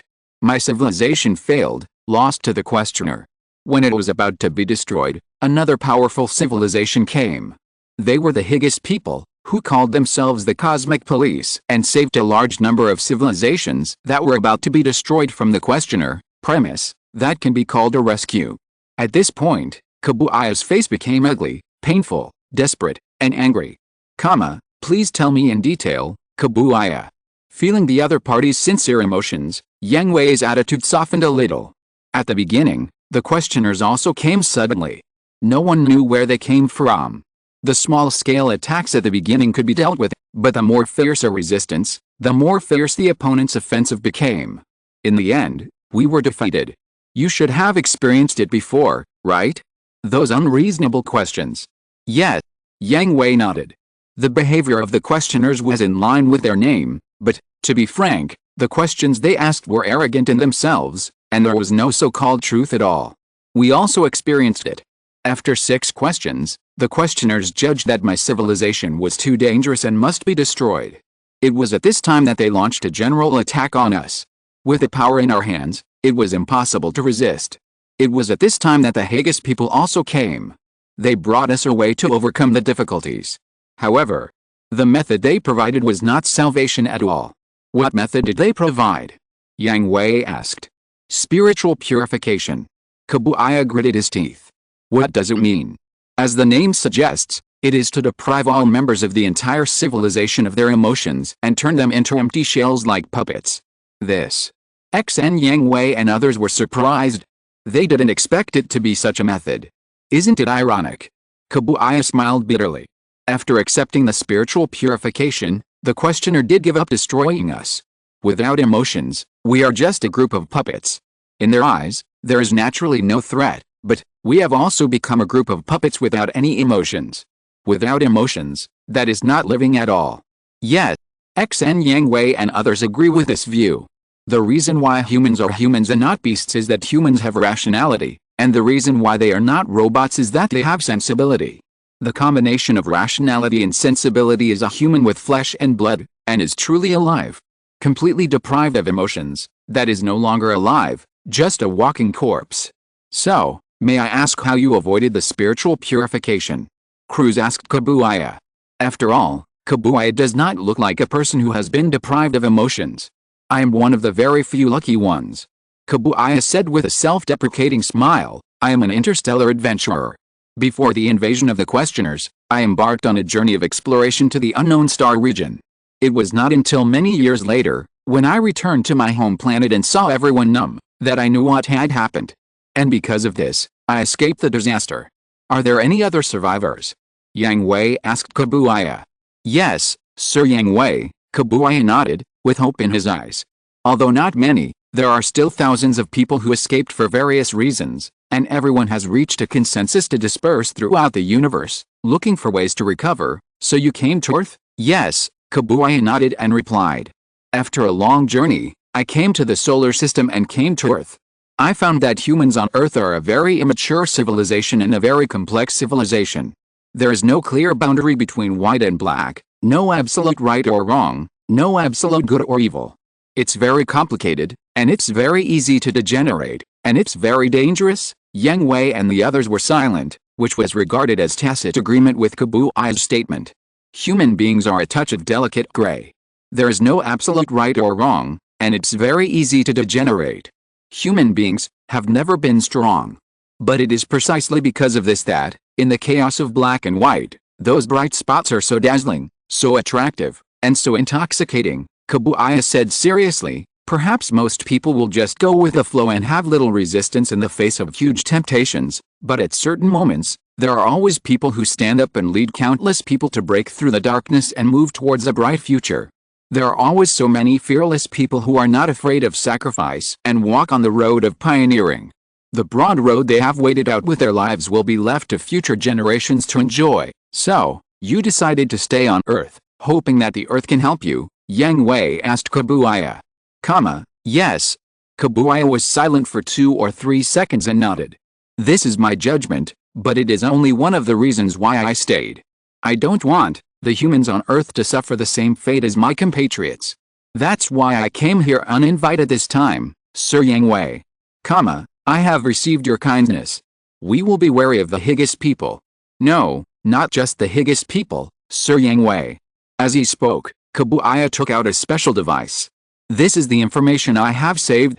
It records all the alien civilizations known to my civilization. I hope this will be helpful to you, Sir Yang Hui.